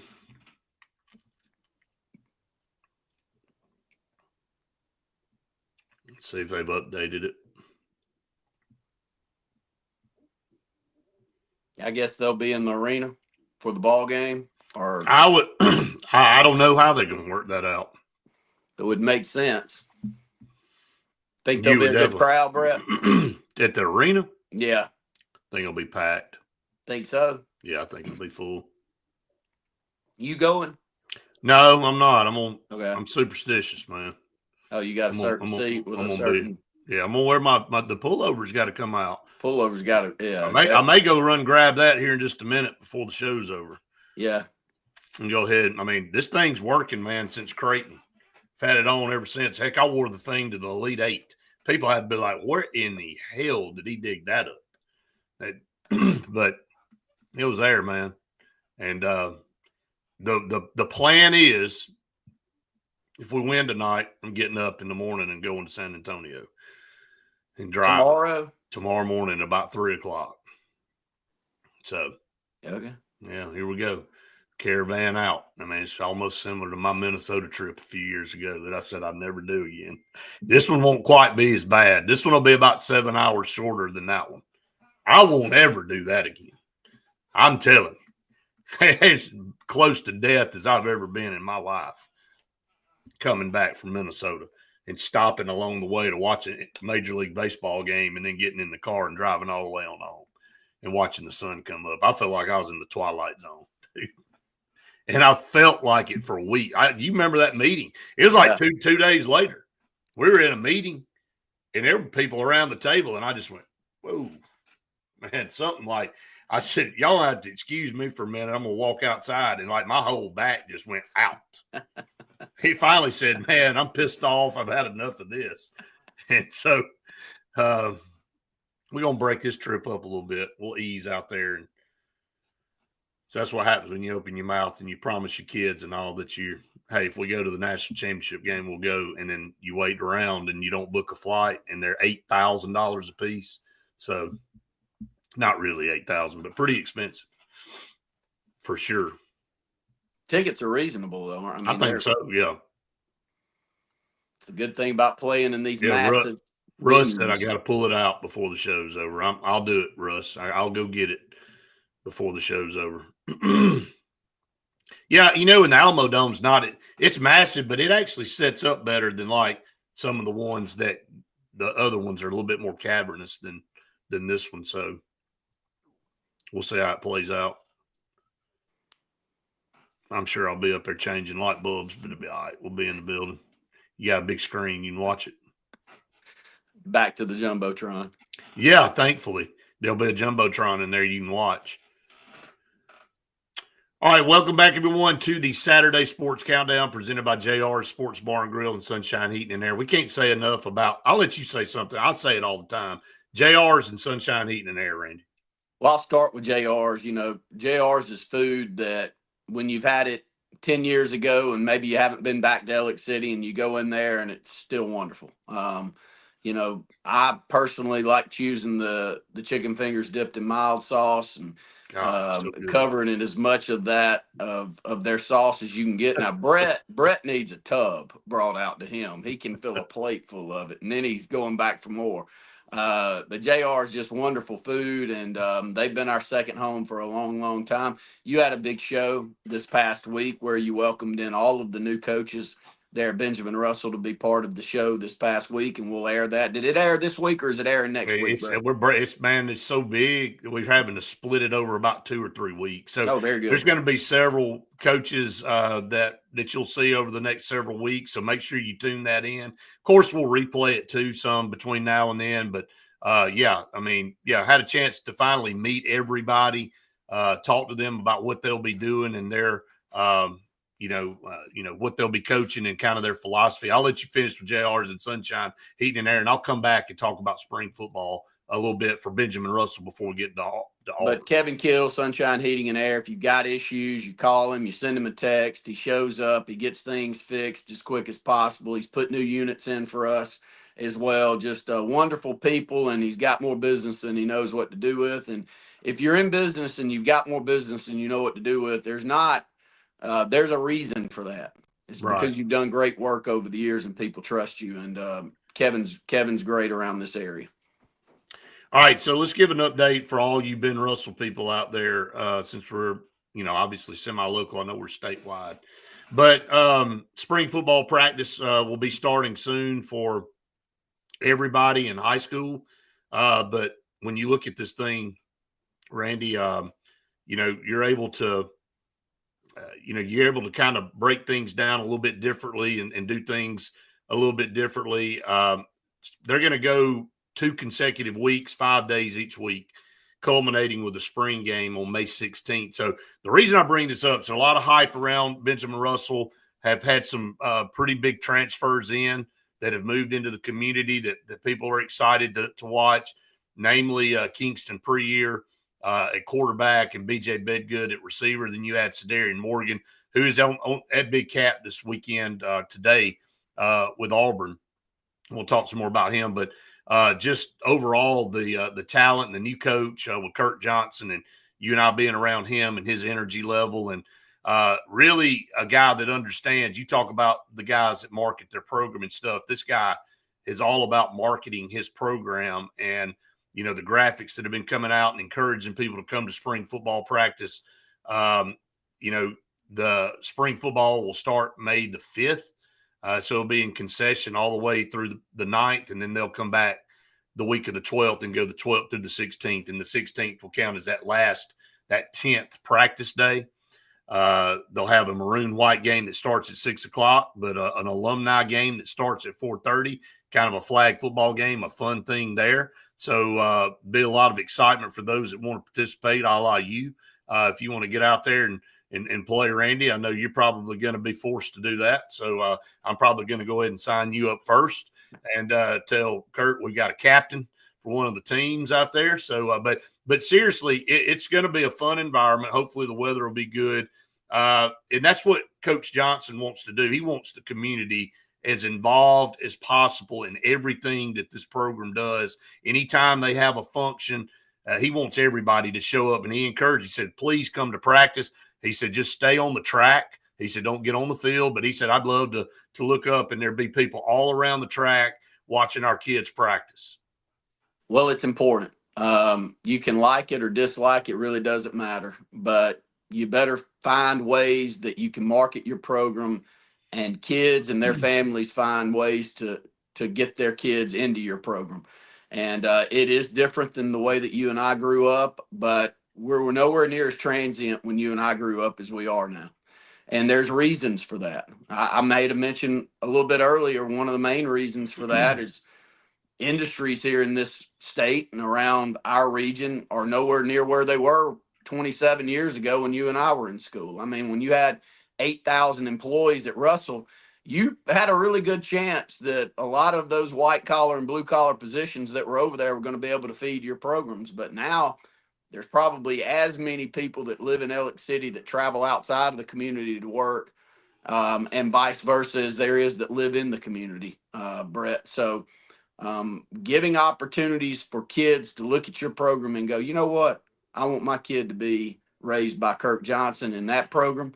I trust him. I know that he's going to do right. I know he's going to work them. If they got any talent in them, he's going to get it out of them. And the programs that are successful out there are the ones that are doing that. And I'm applauding the effort that's going into that. I think it's going to be a great football season. But the great programs out there around this state, especially in the bigger communities, they're already doing it, Brett. And the great private schools here in this state, buddy, look at basketball. Man, I mean, what if you look at the lower classification outside R.C. Hatch, it was one private school on top of another that was competitive. Like it or dislike it, that's the difference that we see now in comparison to 20, 25 years ago. And I think we've got somebody at the helm that understands that, knows how to market it, and it's a must in today's game. No doubt about it. No doubt about it. So, again, just looking forward to, the spring. I know you and I'll be there and checking them out and seeing some of these new kids and some of the kids that, that are moving up. Obviously, Caleb Spivey's another one that we'll be watching, and some of the other kids. And, again, with all the exposure, other kids on the team will be able to shine as well and be able to be exposed to maybe some scouts and some college coaches. John said, does JR's Uber to Morris, Alabama, which is about 10 minutes north of Gardendale? I'm sure for the right price they would, but that'd be some high-priced chicken fingers, John's all I'm going to tell you. He said, where is the new Sportsplex in Alex City? Well, it's not new. It's in the same place. It's right there, off of Elkahatchee and 22. But again, it's the new school is being built in there. And finally, it feels like a full complex, and it doesn't feel like our kids are in an away stadium, even at home. They're not going to have to bus. They'll have to bus a little bit, but, I mean, the stadium's literally right there beside the school now, and the baseball, the softball facilities, and the new track that's being built and all is right there. So it's really, really nice. Going to be really, really awesome when it's all finished. We're able to look at this thing and kind of say, we're trying to do the right thing with our kids. and we want to enhance their opportunities academically, in the arts, and in athletics. It's the 3 A's that Dr. Reyes talks about all the time with our board and all. We want to concentrate on the 3 A's, and they're all important. They're all important. And then, academics first, then arts and athletics all combined in there to make for a full experience for our students.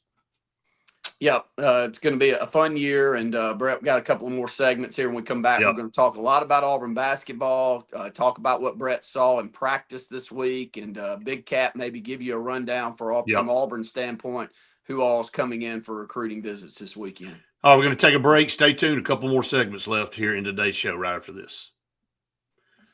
All right, I'll go get my pullover. Okay.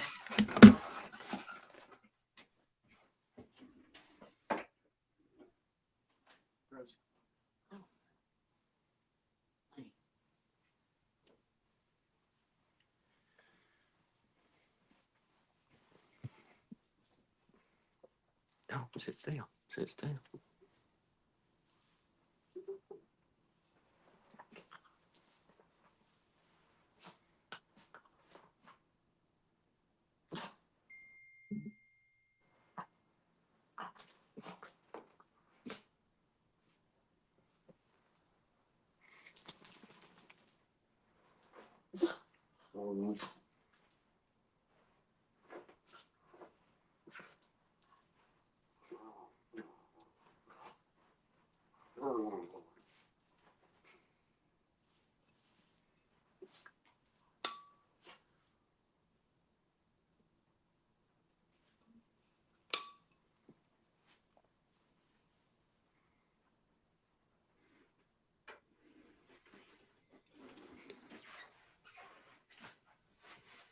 Think Butch has got his on?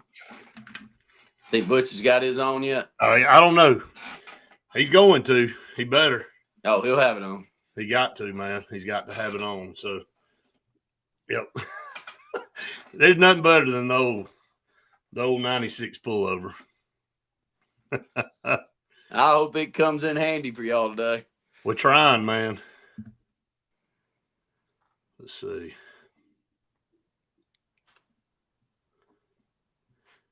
So much time we got. You got 2 segments left, don't you? Yep, got 2 segments. Got about a minute and a half left in this one. And you going to go to football first? Yep, going to go football. Then I'll talk about Big Cat and stick with Big Cat on this and then close with basketball. Yeah, we can do that. Russ said, believe it or not, I have the exact pullover. Hey, I'm going to tell you something, man. These things probably worth – got a little bit, I don't know, I guess Clorox, man. Got the color out of that thing. This thing is old, buddy.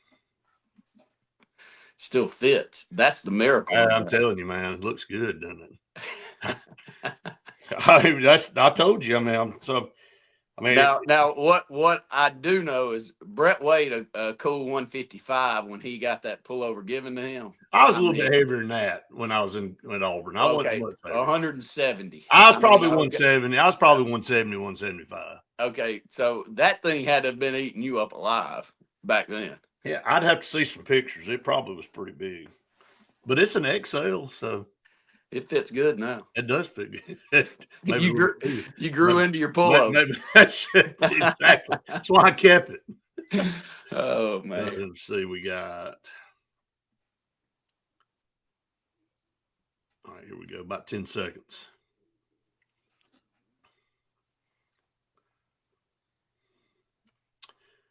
Welcome back, everyone, to the Saturday Sports Countdown presented by JR Sports Bar and Grill and Sunshine Heating and Air. Let's shift over, talk some Auburn recruiting. It is Big Cat weekend. I know it's kind of crazy. Big Cat weekend coming in the middle of spring football practice, and with the way the dead period is now and moving everything up, you have to change things around. So, but in honor of the Final Four today and the superstition, all went and grabbed my 96 pullover. Yeah, it does fit, still fits. Randy was giving me heck about that, but I've grown into it a little bit. It's a little bit more comfort fitting now, snuggy fitting. But I do wear it, and I wore it to the Elite Eight, so I'm gonna try to keep this momentum going. Let's talk about Big Cat, some big names here. Namely, at the start, I know the other day when I was talking about it with you, Randy, we had not had a complete list yet. And so these are some additions here. Auburn will have the 2 top receivers in the country on campus today in Cedarian Morgan and Tristan Keys. Tristan Keys is committed to LSU. He's from Hattiesburg, Mississippi, but he is in. Marcus Davis does a tremendous job recruiting the best receivers in the country. I think we have the best wide receiving core in the nation right now. This current team, I'll give my thoughts on what I saw the other day. But Cedarian Morgan from right here in Benjamin Russell and Tristan Keys from Hattiesburg, Mississippi, both are 5-star wide receivers. And depending on which recruiting service you look at, one is number 1 and 1 and 2 in the other and vice versa. So these are the top 2 receivers in the country. They're on campus today, and that's where we'll start. Well, it's the best place to start. It's the buzz that's coming out of spring practice is that receiver room. Not only the ones that Hugh Freeze and Marcus Davis added through the high school ranks, but what we've been able to go out and do in the transfer portal, Brett. So all hopes is the quarterback play will be up to the standard of what that room looks like from a talent standpoint. And if that's the case, these 2 guys that you've got on campus being so close by, you may be able to close on both of them, Brett, with the way that you're performing on the field. But that's where we are as Auburn fans. And that's where this program is recruiting right now, Brett. If they don't get the product on the field to match what they're doing in recruiting, it's going to be a problem. And hopefully this year we get to that level. Yeah, I'm gonna flash over and talk about a kid that you're going to watch this year for Auburn's team. And I'll get back to the Big Cat list. Sam Turner, you heard it here. We've been talking about that for a while, but Sam Turner is a guy from Decatur, Georgia. I saw him finally in person this week, and I know what Coach Freeze is talking about now. And, every once in a while you'll get a 3-star guy that shows up, and all of a sudden he's turning everybody's head. And Sam Turner made a couple catches in practice the other day that I saw, and I'm like, dude, this guy's a player. And then me and Jason Caldwell were talking about it together, and you got Cam Coleman and Malcolm Simmons making plays all over the field, and both of them were the other day too, by the way. And then you had Eric Singleton. Faith was talking about Eric Singleton on the recap the other day, and how impressive speed-wise he is, along with Alvin Henderson. So I'll come back to practice, but I wanted to talk about Sam Turner for a second. He's 6'1", about 200 pounds, and is really, really good speed. Very athletic, can make catches, is obviously not afraid to go over the middle and make some plays as well. So looking forward to kind of watching him again this week coming up. And then A-Day will be next Saturday. It's changed a little bit. It'll be more of a scrimmage, but I'll be at A-Day for that and just seeing kind of up close and personal what we do there. And so we got a lot to report on this coming up week. But I want to go back to this list. Randy, you and I are going to see Cedarian. I told you this a few years ago. I said we stop and take in some of these teams. We had that team with Malcolm that made the 3rd round, almost made the 4th round. I said I want to take every game in, because the year 2015 we had that really good team that made it to the semifinals with Benjamin Russell. I wanted to just stop, and we didn't maybe take in that year the way we should have, because we were so good and we were trying to get to the state championship, and it was like, can we just hurry up and get to that game and win it? But I've learned now to cherish some of these athletes, and you and I are going to have the fortune of seeing Cedarian Morgan every single weekend this coming up fall, and being able to call one of the best players, if not the best player in the country. Well, I'm looking forward to that, but I'm also looking forward just what the state of Alabama is going to produce over the next couple of years at the quarterback position. The state, from a population standpoint, you watch the next 2 or 3 years, and the talent that's going to come out at that one position, Brett, is going to be as good as we've seen come out of the state of Alabama. And maybe that's just based off of what we're doing in the high school ranks here in the state, how competitive we are with each other in the state, that the products had to rise to hang in there with it. But Brett, man, we've got 4 or 5 of the top 20 quarterbacks in the country over the next couple of years are coming out of the state of Alabama. No doubt. And hopefully Auburn closes on 1 or 2 of those. And I think they will. I think, now, Auburn and Alabama both with NIL issues or situations and the money that they can compete with anybody. And, if you got a top quarterback in the state that you want to really go after, you'll do that. Jaquez Wilkes was added to this list from Wadley.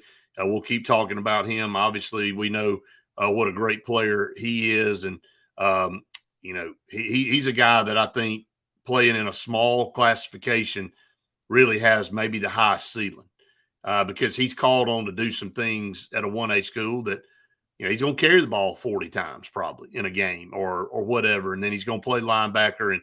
Maybe he's got some opportunities to play some other positions at the next level. So just from a size standpoint and what he brings to the table is huge. Also, another name that we talked about with Vodney Cleveland. Vodney Cleveland is a guy that we saw last year on the line at Parker, and we know how great he is. He played alongside Jordan Crawford. So it would be great to add him to next year's class and get his commitment. Jaira Edwards, the 4-star safety from St. Francis Academy, who already has a couple of teammates either committed or on the team here. Obviously, Wayne Henry being committed. His teammate right now is also a safety, but would love to get him added to the mix. But you're going to have a reclassed, Xavier Crowell from Jackson High School was probably going to be the number one running back in the 27 class, but reclassed to 26. We'll have him on campus as well.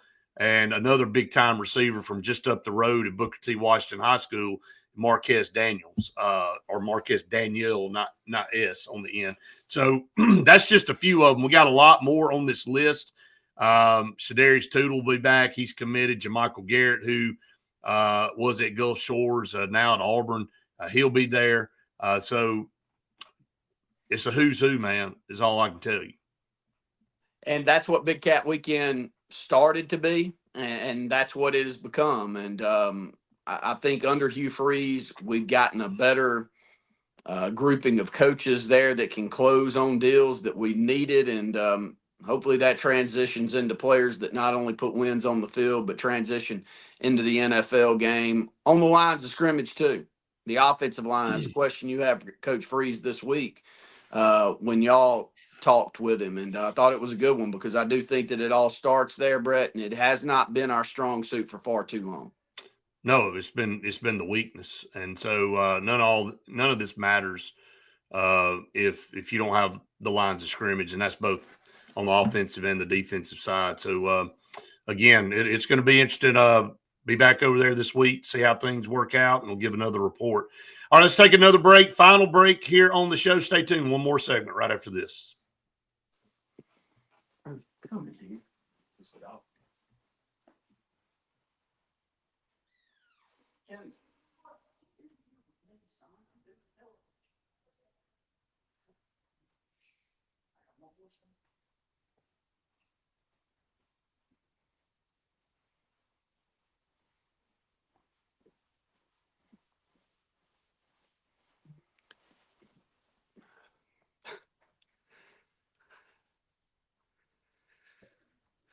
Kendall running around. The dog found her way in the room with me. Okay. And He's trying to get it.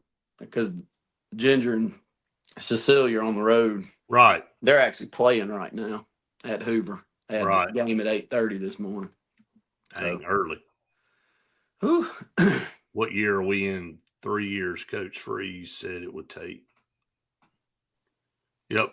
Well, this is year 3. I mean, whatever happened to Seaborn at Thompson, big star. Hey, wonderful. Oh, yeah, 27 class, John. Yep. Won another state championship last year.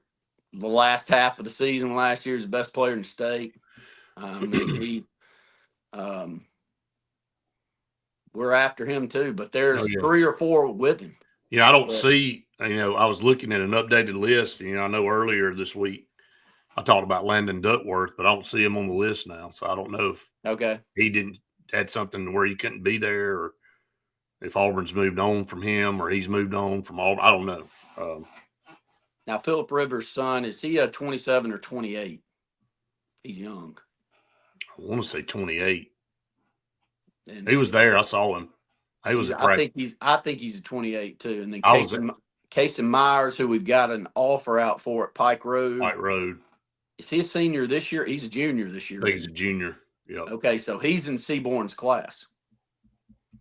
And they are 1A, 1B, whichever one you want. That because Myers is he's 7-on-7. Oh yeah. We do good to get either of them. Oh yeah. I'll say that. I'd be happy to get either of them. Yeah, they're both talented, man. There's no doubt about it. That's just in our little state. I mean, there's more to go with them. Oh yeah, man, for sure. All right, we got about a minute to go, and then this is the final segment for everybody. We appreciate you watching and listening every week. Auburn Blitz podcast every morning at 8 o'clock, and then the show obviously continuing to go at noon. And you gone over 3,000 subscribers? Let's take a look, man. We're close. We're going to look right here. Glad you brought that up. Man, we are close, 2940. So that's up from about 400 7 weeks ago, 7 weeks ago. Oh, yeah, man. I looked the other day, man. I think we've gone up 1,000. And what's today, the 5th? I think we were at 1,900 and something on March 21st. Wow. So, man, we've had over 1,000 in that time frame. All right, here we go.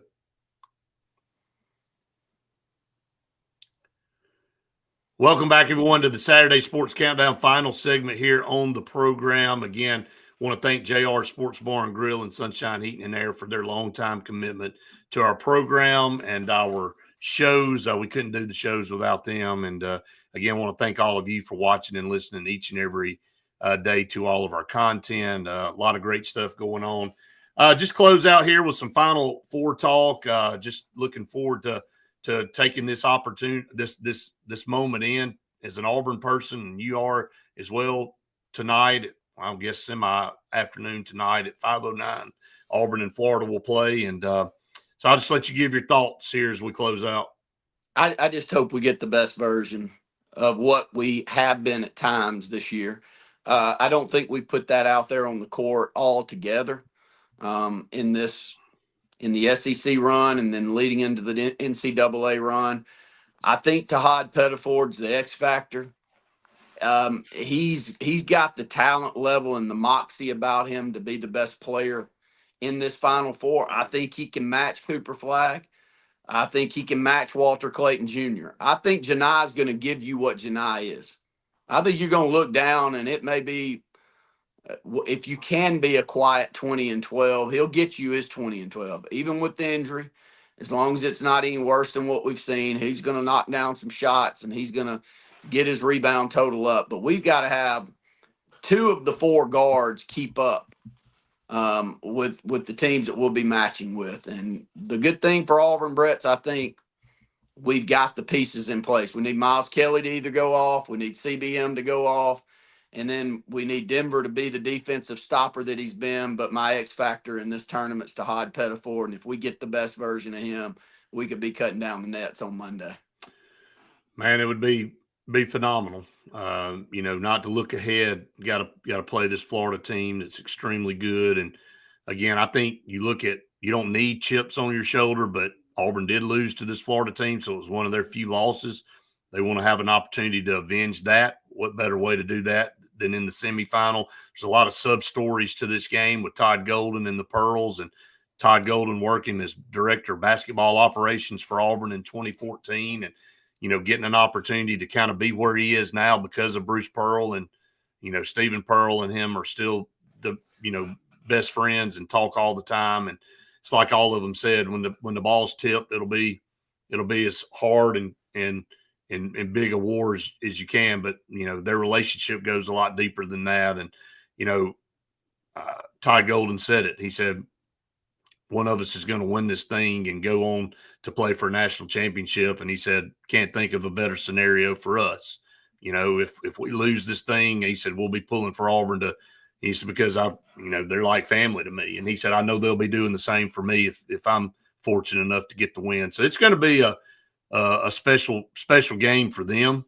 There'll be some emotions there, obviously, and didn't have really a good enough time to talk about the Dylan Cardwell, but he made some comments, kind of made Bruce emotional and stuff like that. So, it's going to be fun. And then, of course, you'll have the Duke Houston game following up on that. So, going to be a great Final Four, Randy. I'm looking forward to it.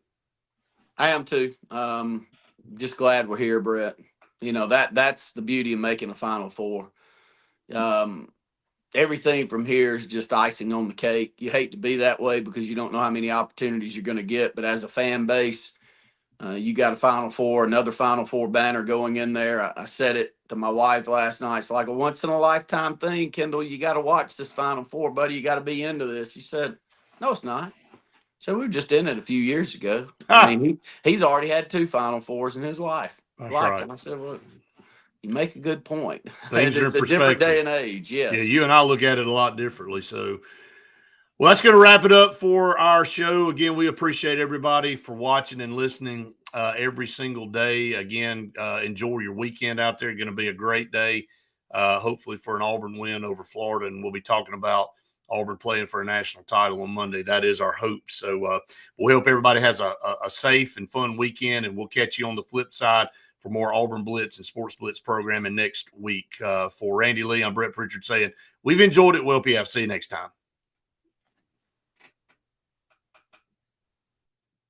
All right, guys, we appreciate all of you out there. Have a fun, safe weekend. We'll be back with you on the road, hopefully, for the Auburn Blitz podcast on Monday. We may do a reaction show tonight if Auburn wins. Just have to wait and see how all that works out and goes. But we'll check on that. And, again, appreciate all of you out there. Keep subscribing and liking our stuff and spreading the word if you like our content. All right. We'll see everybody next week. Thank you so much.